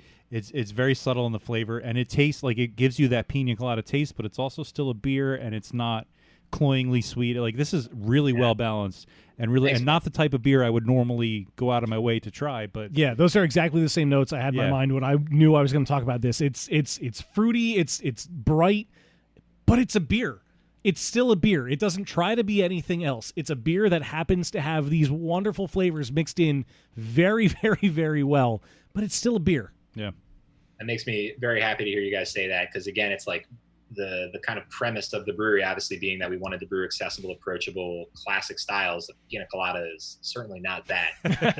So we kind of, at the end of the day, you've got to make a decision based on what you think is going to move product and what's going to give you a diverse enough portfolio. And I think it still manages, as you said, to adhere to it tastes like beer. And I think that's the pleasant surprise that a lot of people have gotten, that it's not what you might expect it to be in that regard. So kudos to Nate. I take zero credit for it. Outside of designing the label, that's about all I can. Oh, the label looks very nice too. I do want to, and maybe I'm gonna more guys. I'm gonna put you on the spot right now, though. Do you know what the base beer of this was? Was it like a specific style as a base? The base beer on the Pina is Oh Jesus, you really are putting me on the spot. Yeah, see, if you don't know, it's fine. You already said you're not the. No, yeah, I'm trying to remember what it is. I know he told me. I want to say it's an American wheat beer, but I'm not. I was going to say a sure. wheat would make sense. No, yeah, it makes sense. Yeah. I think it's an American wheat beer, but I'll find out, and you can edit that out if I'm completely wrong. All right, fair enough. But I would, if I had to guess, just by drinking it, with my limited knowledge, I would say that it's a wheat beer. Makes sense. Got a little. Your Like, knowledge is limited. I don't want to know what mine is. I've never brewed. I've helped brew beers, but I've never brewed a beer. I mean, I squeegeed. Well, yeah, the teaser that I hinted at too. So the those 4 beers plus the rosé, as far as like, and that's a little bit more of a. It's not a year-round beer for us, but it's more of like a super seasonal. But this next stuff that we have coming in the pipeline, we have a new version of the pale ale. We had a pale ale prior that was, honestly, I think it was one of our probably least successful beers. It sold fine. I just think it was, and I think Nate would tell you the same. It was a decent pale ale. It wasn't anything to write home about. More of like a West Coast style in terms of the hop character and the malt base. Good beer, no complaints about it, but not going to like move the needle. But Nate really wanted to do another pale ale, and this one that he has coming out is awesome. It's much more of like a white wine grape character. So it's got like a really nice kind of like melon fruity character to it. Not as malty as the prior one. It's still a good hop character with not aggressive bitterness. So I'm really excited about that beer. That'll be out at the end of the month. And then we have a Saison that he's been itching to put in the pipeline for basically since the day I met him. So I am super pumped about that beer. That'll be out in probably the 3rd week of August, I want to say. We've kind of been trying to pace out like a new beer every 2 weeks or so throughout the pandemic, depending on obviously what we have fermentation space for. But those 2 beers are the next in the pipeline. And then shortly thereafter, the Oktoberfest will be back, which is crazy to say because it's like 108 degrees outside tomorrow, July. But yeah, that beer will be back very soon, and that's I think might be my favorite beer that Nate makes. So I can't wait to see that one again. If I can offer just a little bit of criticism, I will say that I'm getting tired of the compliments, man. I know, right? Well, I'm going to say this: a glaring hole in your lineup has been Saison, so I'm happy to hear that it's going to be plugged soon. Awesome. Let us know, man. Like that's the weird thing about this kind of landscape is like prior to this, like, and again, my background is more marketing and advertising and branding. And, before this, it was like, how do you find a way to get people online to come to the tap room? Right. And then how do you track, that advertising? So it's like, if I spent $10,000 on a social campaign, I still don't know if that campaign put butts in the seats. Like I could look at the sales numbers and make some kind of rough correlation, but no way to track it. Now that we're in this pandemic and everything is e-commerce related, it's really straightforward. It's, put ad, person clicks ad, beer, buys beer, I can track sales. So, yeah, I hadn't thought of. There's like a link and like a direct trail that you, like you said, wouldn't have been there with in-house, just like walk-ins. Yeah. It's A to B. I mean, it's like it makes, and I have an e-commerce background. So for me, this is the best because now I can really easily understand, what people are buying, where they're coming from, what their customer journey is, all those fun, buzzwords. But as it pertains to new beers, because everything we're doing is trying to drive people to a website and drive people to make clicks, my preference would be not to brew new beers all the time. I would rather keep kind of our staples and make sure that we're doing them to the best of our ability. But we're kind of forced by necessity here to keep people's attention when every other brewery is trying to do the same thing, coming out with new stuff more frequently. And as a result, it means that we're, I think, probably open to more suggestions and what people want. So to that end, if there are styles that you feel like would be a good fit, again, hit me up, know where to find me. Would love to put stuff into the calendar there. Well, let's think about it. What you got? The Helles, you got a Pilsner, you got a good Vienna Lager, ESB. Oh, a brown ale, or like an English style. Rausch beer. Oh, there you go. Nate loves Rausch beer. Oh man, he'll be all over it. I would also like to throw out there barrel aging things. Yeah, dance into barrel age. Put anything and everything in a barrel, and I will. Look at the look of exasperation on his face when you say that. Oh yeah, pina colada and tequila barrels. Oh yeah, that's a good idea. Or the margarita beer in a tequila barrel. Yeah, also that margarita beer is good. I don't have any more of that left. I don't think we do either. I will make a suggestion for you on the margarita as well. Take the margarita, do about 3/4 of a pint of margarita. Do about the rest of the quarter, short a little bit of grapefruit juice or grapefruit soda. I use like the Mexican grapefruit Jarritos, and then a splash of tequila. and that is an awesome summer drink, and it sounds great. It does sound really good. Recommended. We should have ordered some of that today. Yeah, and some tequila. There's no tequila in this house. You're right, there isn't. I'm not a fan of tequila, to be honest. I don't like tequila, but I feel like I could get into. Yeah. Give it a try, and we'll circle back. Yeah. Circle back. We'll regroup. You know, you mentioned the social marketing aspect or social media marketing aspect of it. I feel like it's a double-edged sword, at least as somebody who is more on the consumer end of social media, because there are breweries that have tried to target advertisements to me on Instagram and on Facebook, and all I do is roll my eyes as I go past it. Like one is Blue Point Brewing? Are they out of New York somewhere? They're one that I get. I'm like, I can't get your beer. Like, why are you advertising to me, somebody who is 2.5 hours away from where your brewery is? So, like, it's kind of a double-edged sword. I know if you have the e-commerce background, you're going to be better with it. But I also feel like I've seen targeted ads from Victory and Yards around here, and it's also been kind of like, okay, I know you guys are there. If I want your beer, I'll order it. Don't shove it down my throat. Yeah, it is. It's very challenging again because everyone is now kind of resorting to the same, broad tactics as far as how they want to, get their brand in front of customer eyeballs, and that's really what makes it challenging, is trying to find a way to differentiate. And really, what we'd like to do is spend less time posting ads. That basically just say, "Our beer is available. Come buy it. Delivery, pickup, what have you." It doesn't really add anything. It's got to be, the same reason that like Geico has amazing people buy Geico because the ads are incredible. They don't necessarily have anything to do with long live the cavemen. Whatever, we need to think more about how we can get clever and get creative and get witty and topical and find ways to drive people's attention through those type of things. So I think that's kind of where at least my mindset is over the next few months, is thinking about less functional and more kind of just attention grabbing and cutting through the noise. Yeah. It is certainly challenging when I'm sleeping 4 hours a night. I like that you referenced Geico because they are the only, as far as I'm aware, the only company whose ads spawned a 6-episode sitcom. Man, how bad was that show? I actually liked it. I actually enjoyed the Cavemen show. Really? I'm literally the only person. You're really short of that syndication goal. 6 episodes. I know. What is syndication? Is it like they used to say 100's the magic number for syndication? I don't know if you guys have a cover photo for this podcast, but Steph's face when you said that is probably Oh, I tell you, we're not recording the video. I don't have it. Oh well. No, I'm battling a really, really bad headache. So my facial expressions, although they usually are in response to the crap that Dan says. That's fair. Because I really need all this Advil to start working. Oh man. Interesting that the effects of Dan's commentary and a really bad headache are basically the same for Steph. Yep. That's what all my ex-girlfriends have said too. Oh my. So I just cracked open the Blood Orange, which I won't ask you the base because it blatantly says wheat beer on the label, so we know that. That one I do know. This one very nice as well. Like you said, perfect summer beers, very refreshing, and like the flavor additives aren't like gimmicky or over the top or like fake tasting. They're really nice and they're balanced well with the beers. This was the first sip I've had of this, and oh my god, really nice. It's so refreshing and bright. I think that's definitely the way to describe it for sure.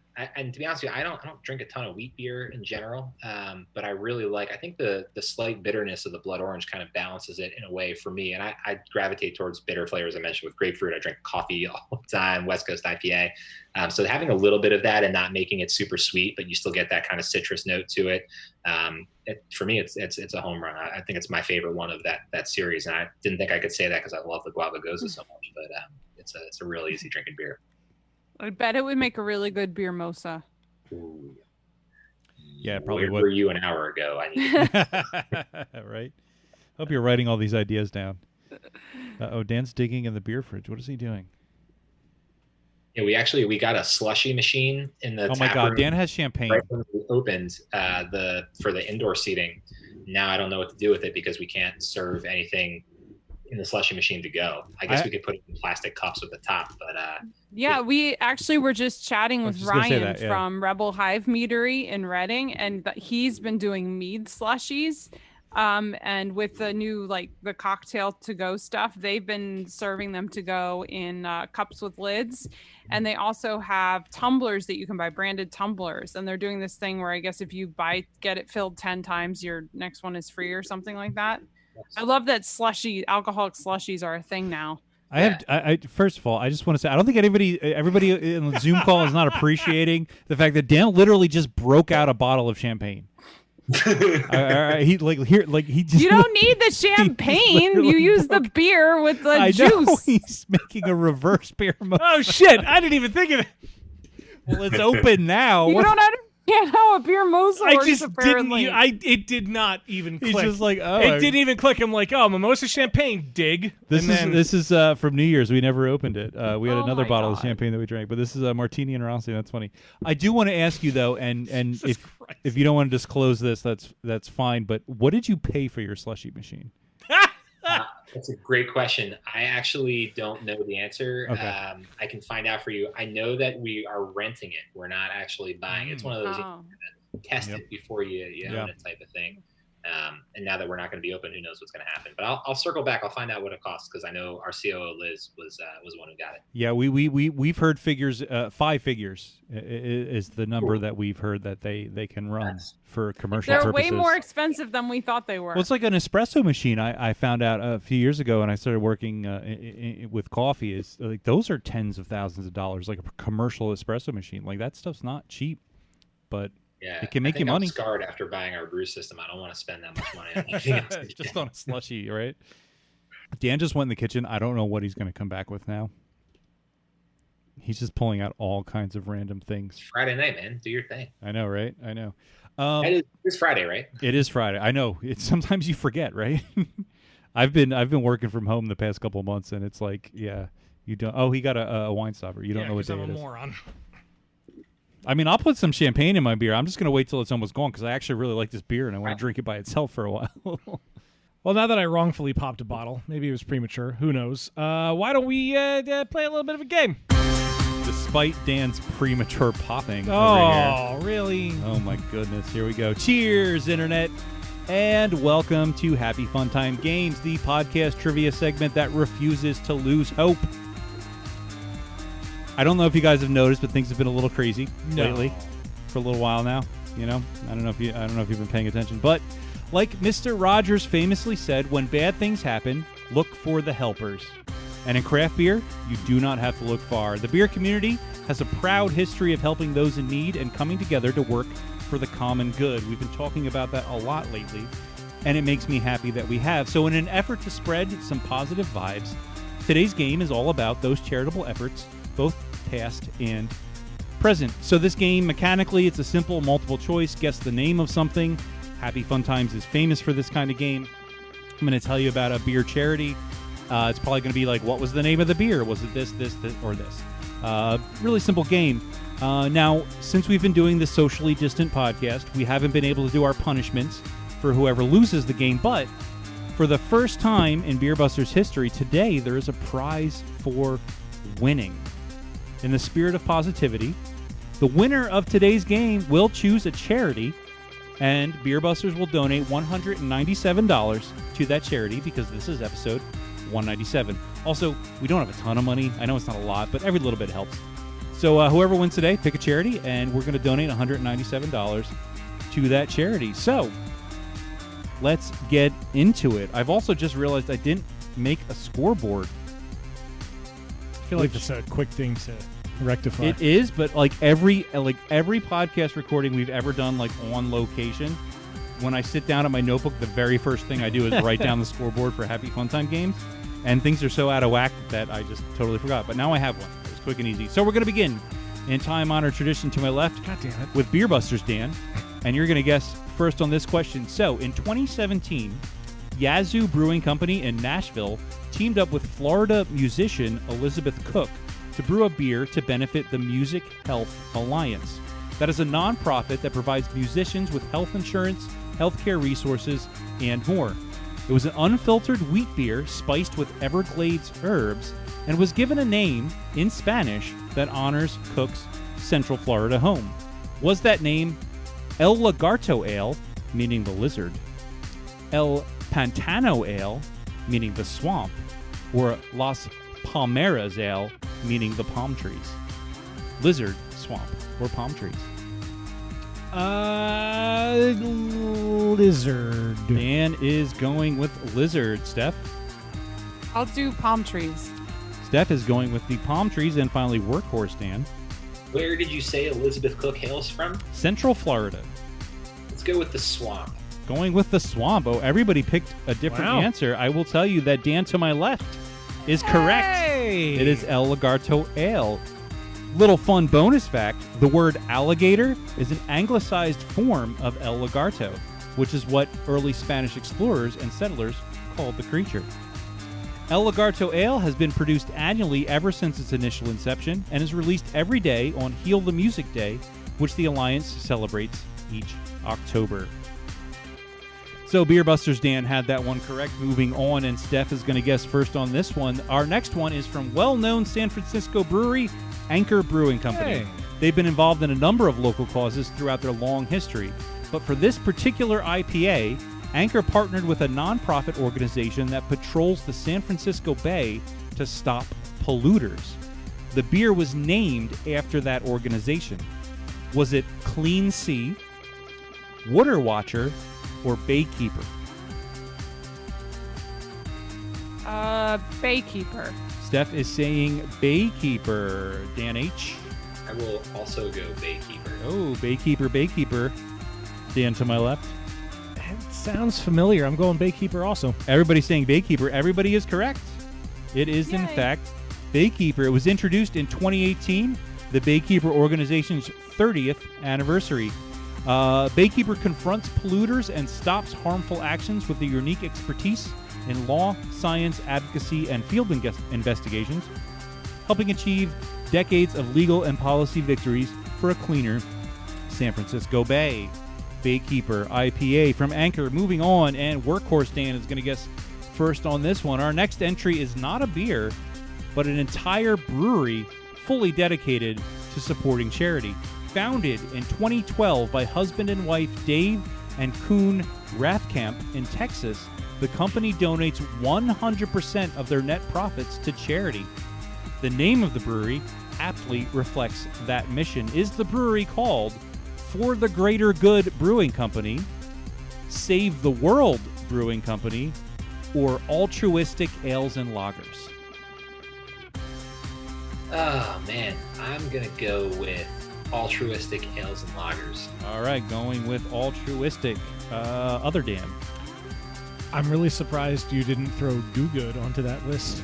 Remember That's Do-Good? who I thought of. When Yeah, remember Do Good. I like Altruistic also. I'm going to go with that one. It's got a All very right. nice name. All right, going with C as well. Steph, agree or disagree? What were the other two? The other two were For the Greater Good or Save the World.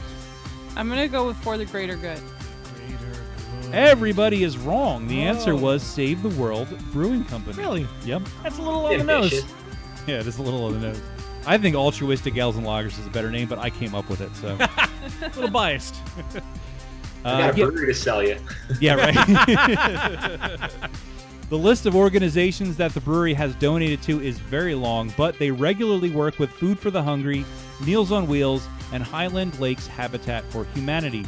Save the World also gives all of the tips that they earn in their tasting room to a different organization every month. Save the World Brewing Company. So we are coming up on the final question of the game.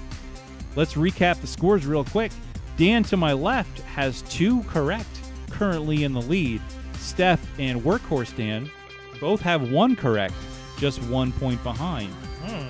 So let's see who gets to nominate their charity for a donation. Since Dan to my left is in the lead, we're not going to let him go first, or we're going to make him go first. That's how it works. On this final question of the game. Finally, we end with a very recent beer. This was released in May of 2020. Good Word Brewing and Public House in Georgia brewed a hazy IPA to benefit the nonprofit Bottle Share, an organization that supports craft industry workers and their families who are experiencing adversity outside of the workplace. The beer has a name that we can all relate to right now. Is it Going the Social Distance, 6 Feet Has Never Felt So Far, or Don't Stand So Close to Me? We settled on I am going first. Yes, you are going first. Sting would sue if it were C. Sting would. He's an ass. Yeah, I know. Makes good music, though. What was the first one again? I'm sorry. The first one was going the social distance. Oh, God. You know what? I'm going to say that one because Cake would be on board. All right, Dan is saying A, going the social distance. Steph? Cake would totally be on board. However, I feel like Wayne is smart enough to have come up with that on his own. Shit, good point. I really hope it's A, but since Dan said that, then I'm going to say whatever the second one was. All right, Steph is saying the second one, which was 6 feet has never felt so far. Finally, yeah. Dan of the Workhorse variety. For me. I wanted to go C, so now I have a fighting chance to win this thing. So all right. Show me C. Going, don't stand so close to me. Steph is correct. Hey, yes! All right. It is, in fact, 6 feet has never felt so far. The IPA was made in cooperation with White Labs Yeast, Yakima Chief Hops, Riverbend Malthouse, Battle & Associates Packaging, and artist Rachel Eleanor. All of the sales go from the IPA go to fund Bottle Shares grant program, and materials were donated free of charge, and Craft Cellar, which is the exclusive retail outlet for the beer, is also donating all its transaction fees to Bottle Share. So there we go. 6 feet has never felt so far. The final beer of the game, and adding up the scores real quick, we have a tie for first place with 2 points apiece. Dan and Steph. Congratulations. Hey. Unfortunately, other Dan, 1 out of 4. You are nipping at their heels. So, as promised, I hadn't really considered what would happen if there'd be joint winners. I didn't either. I mean, I'm fine with donating the money to 2 charities. I was going to say I'd be willing to put in some of my personal money, but I don't want to put you on the spot. No, I would too. I mean, if you guys, here's what we'll do. We'll donate $197 to one of your charities, and then we'll split the $197 for the other charity between the 3 of us from our personal money. I can do that. 4 of us. I'm in on that. Oh, Dan's in on it too. There you go. So we got it solved. We'll work out the math later. All right, there we go. Okay, so now that we have Dan and Steph as our winners, what are the charities you guys are choosing? We'll start with Steph. I'm doing True Colors United, which implements innovative solutions to youth homelessness that focus on the unique experiences of the LGBTQ young people. Very, very good. Glad to hear that, Dan. I am going to go with Black Lives Matter Philly. Very good choice. Very good choice. I am super happy to donate both our business and personal money to these 2 charities. Awesome to hear. Thank you guys so much for picking those charities. And there we go. That was a lot of fun. Yeah, it was. Had a good time. That's a good idea. You know, it is, like, generally, I know it sounds cheesy, but we all read the news every day, and we see the crazy bullshit that's going on in the world right now. And I do often think back to Mr. Rogers. I know it sounds really cheesy, but he always said, look for the helpers. So when you see crazy, scary shit going on, there's always people helping. And fortunately, we are blessed enough in what we do and the people that we associate with that we do not have to look very far to find those people. So I am very grateful for that. You know what else we are grateful for? Oh, yeah. This is, of course, the part of the podcast where we shout out to our most generous patrons on Patreon. Thank you so much. As we mentioned past couple episodes, all of our patron contributions for the month of June were suspended, and instead we encouraged all of our patrons to donate to charities that support minorities, communities of colors, and black causes. So thank you very much for all of you for doing that and for helping out. But we would like to thank you for also supporting our podcast for a very long time, some of you for years. So we would like to thank very sincerely the following individuals, beginning with James Lamberg. Nailed it. Joe Mansell. I love cheese. Dana. Dude, I love cheese. Sean Sullivan.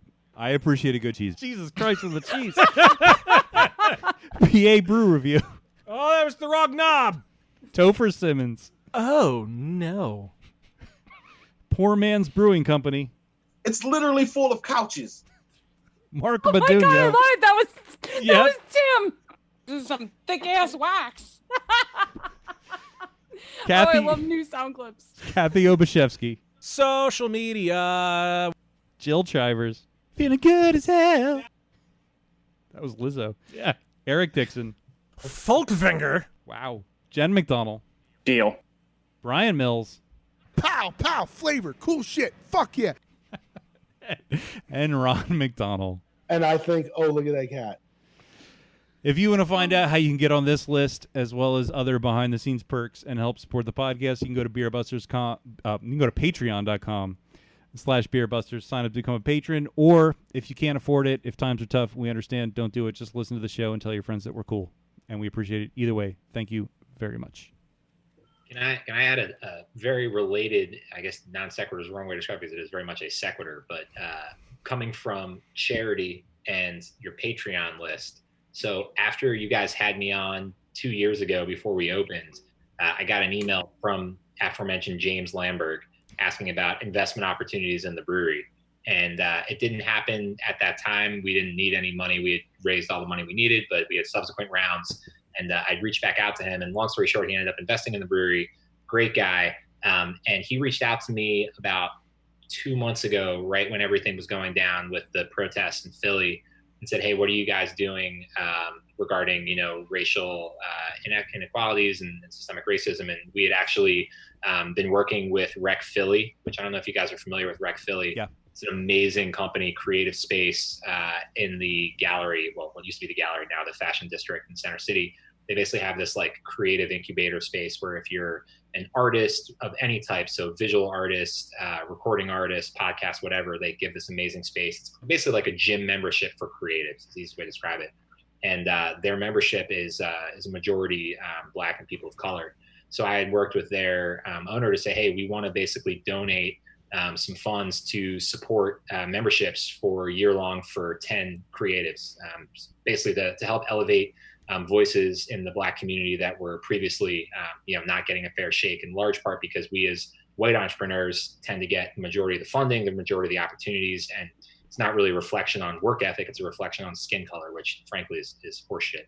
So we decided that we wanted to invest some money with Rec Philly to sponsor these 10-year-long memberships, and James generously stepped up and donated a substantial amount of money to help us do that. So I just wanted to give him a shout out, not only for just being a good dude, but for putting money where his mouth is and helping us, really advance, I think, a very important cause and giving people who are working their tail off a little bit more of an opportunity to show what they can do. And we'll be rolling out more of that info over the next couple months. We'll be sharing the stories of the folks with whom we're working with and giving them an opportunity to kind of put their work on display. So kudos to James, and thanks for you guys for making that connection.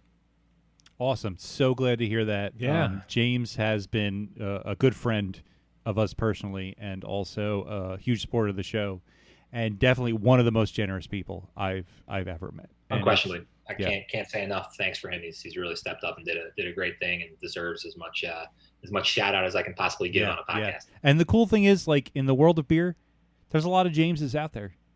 Like, there's so many cool people that just want to help and do the right thing. And it's so cool that we've managed to find a place in an industry that's like that, and I think it's unique and worth celebrating.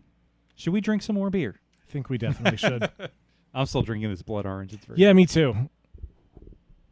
What's been in your guys' fridges aside from Workhorse over the last couple months? What have you been drinking that you enjoy? Another big one for me, and I know for Dan as well, has been Love City. Yeah. Here in Philly. Love what they're doing. Love the people there.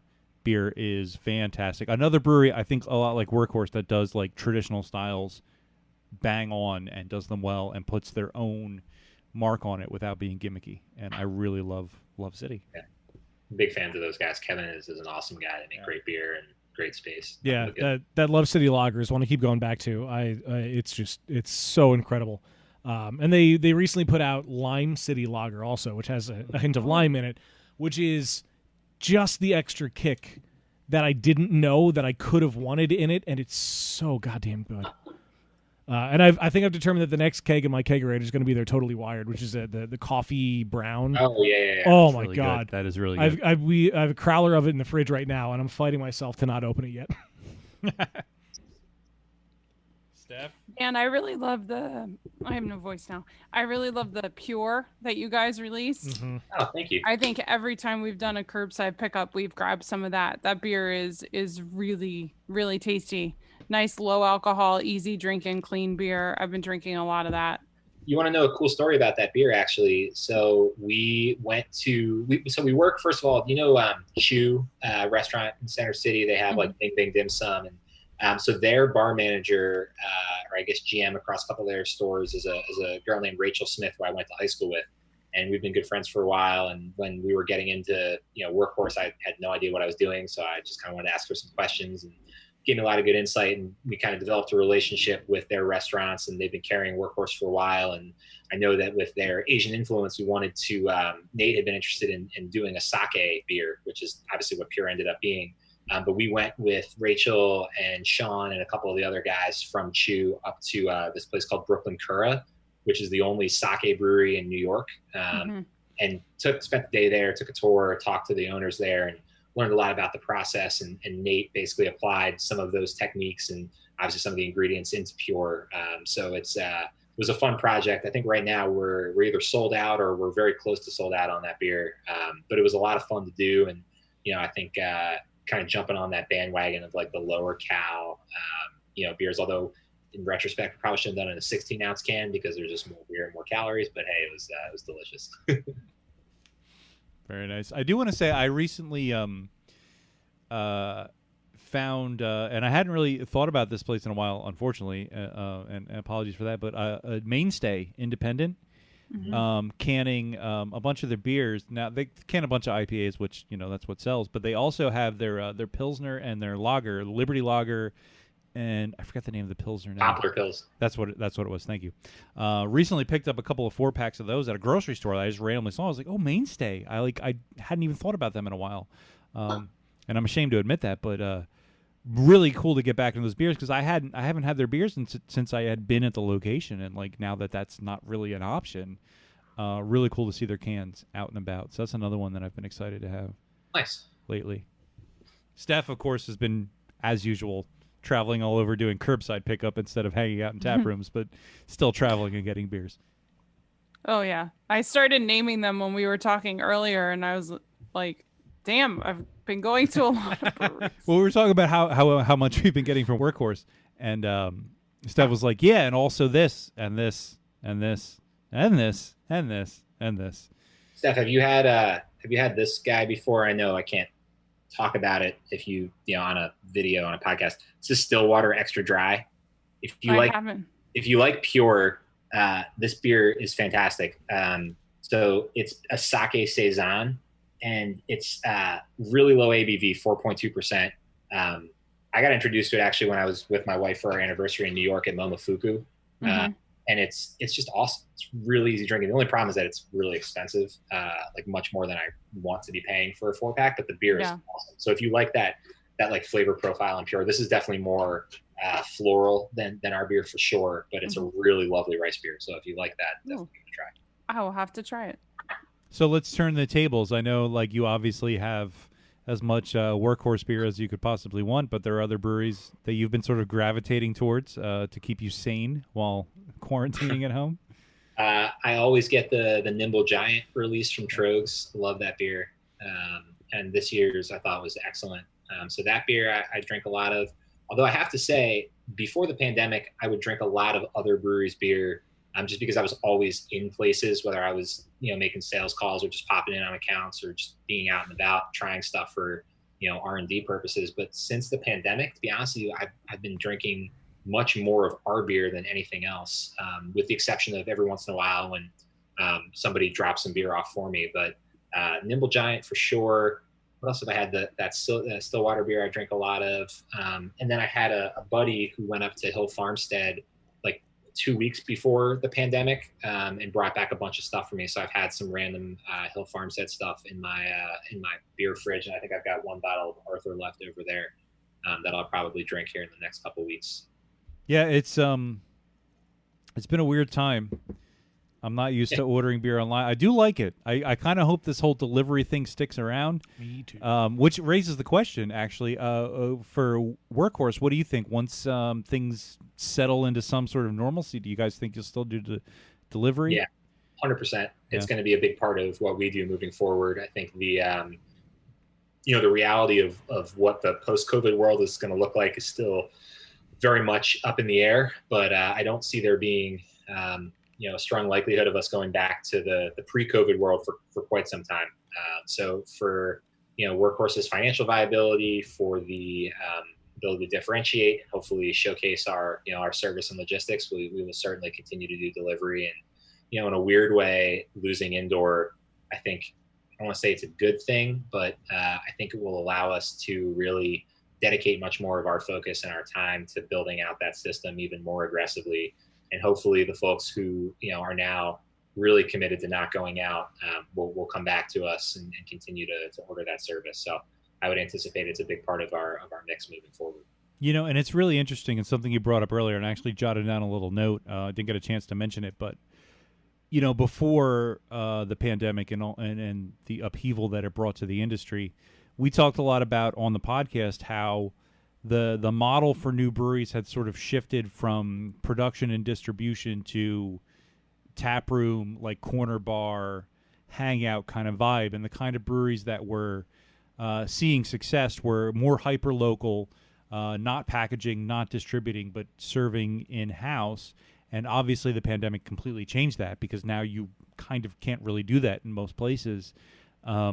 But Workhorse, when you guys were in the planning stages and opening, were a bit of an outlier as a planned large production brewery. So I guess for you, that kind of made it a little maybe easier, because you already had the canning, you already had the packaging, whereas a lot of places now are like delivering crowlers because that's all they can do.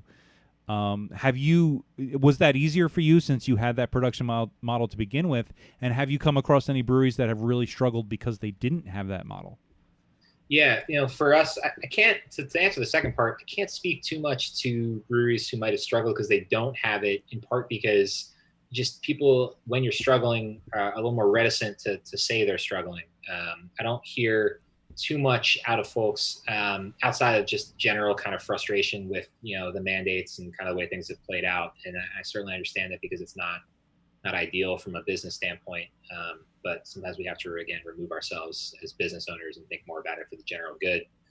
For Workhorse, we, I want to say we've been fortunate in that respect, because there's a lot of other breweries who put beer in cans and send it out, but it's definitely been easier to think about scaling. I mean, we have the capacity. So a lot of our, basically I said, our grocery accounts and our Ds in our network, that have been ordering in really an increase of beer since the pandemic. We've been able to supply them. I mean, we have 2 vans, we deliver 5 days a week. And sometimes we can deliver on the weekends when they need it, and we can get it to them cold. We can get them inventory. So we're not running out of product. I forgot about the vans. In one respect, it's been good for us because it can highlight our strengths. We certainly want to continue to serve as much draft as possible, but that's certainly it's going to be a little bit of a change here with the closing of bars. Absolutely. And it's cool to see, though, that you're still kicking out these interesting beers that maybe wouldn't be considered as mainstays or tent poles or flagships or whatever they're calling them these days. We just cracked open the Guava Goza. Oh, nice. Quite good. Very refreshing, like all these other beers. But cool that you're able to commit to that as a packaged release and not just like an in-house special, as I think that kind of beer would be for a lot of places. Yeah, I mean, right now unfortunately there is no choice. It's if you brew a new beer, you got to put it in cans. I mean, crowlers are they're good for what they're good for, but from a scalability standpoint, like again, that's the frustrating thing. If I could do everything over again, I would still do exactly what we did in terms of building a brewery to scale and having that room to grow. Obviously, that makes things a little more difficult when you're in a pandemic and you lose a lot of those revenue streams, and our overhead is a high degree more substantial than probably some of the other local breweries in the area. And we knew that was, a risk that we took, but we were anticipating that we'd be able to kind of keep the growth trajectory that we had set out from day one. So my hope is that we can make up for our, event revenue losses and our taproom losses by scaling our distribution and by scaling pickup and delivery. But like any business out there, it really just depends on how long this goes. I'm cautiously optimistic, but it's like no one really knows what's going to happen. So I hope that anyone listening goes and buys our beer in Wegmans, and buys our beer in Acme and Giant, and keeps us going. Motherfucking Acme. It's been a while since we brought Acme. I know. I They're do right wanna, down the street, 19th and Oregon. I do want to kind of finish out by saying that I think if I were going to bet on the success of people in the beer industry, you would definitely be at the top of that list. I feel like you're one of the smartest business guys that we've come across in doing this podcast. And not just that, but compassionate and clear vision and intelligent and just... I know we've been heaping praise on you this whole episode, but we really like you and we really like your brewery. And you guys are great. You guys are great. I'm gonna go upstairs and get my ass kicked by my two kids. And, well, we hope hope a really nice moment of levity in my day. So I hope we helped prepare you for that. But yeah, I feel like you're, regardless of what happens, you're going to be okay because you're a smart dude and you know what you're doing. Oh, thank you guys. No, I think, big picture again, I think the thing that puts things in perspective, in addition to being a parent, is really seeing how many people are really sincerely struggling throughout, this pandemic. And it's going to be a life-changing circumstance for a large portion of our population for years to come. And it's not, hey, a vaccine comes and we can go back outside and drink beer again and everything's cool. There are obviously glaring issues in our society that need to be addressed. And I'm not a politician, I'm not an epidemiologist, but the one thing I will always try to take to heart after this is making sure that you treat people well around you and you work your tail off and make sure that you're committed to doing the right thing. And good people at the end of this will be the same good people that they were before. And just try to surround myself with folks like you who are people who are doing the right thing and donating to good causes and just being good human beings. So I appreciate the kind words, and it goes right back to you guys. Thanks for everything you do for the industry and for giving me an opportunity to talk about some of the initiatives that we have in place. Awesome. Thank you. Now, if anybody out there wants to learn any more, there is, of course, workhorsebrewing.com. There's also social media. Is it just Workhorse Brewing across the board on the socials? Yeah, the only one that's different is Twitter, because we all know that Twitter is its own beast, but we are Workhorse Brews on Twitter. Everything else is Workhorse Brewing Company. So pretty easy to find us. Just go to the website. You can go to order beer pretty easily through KOP or Center City.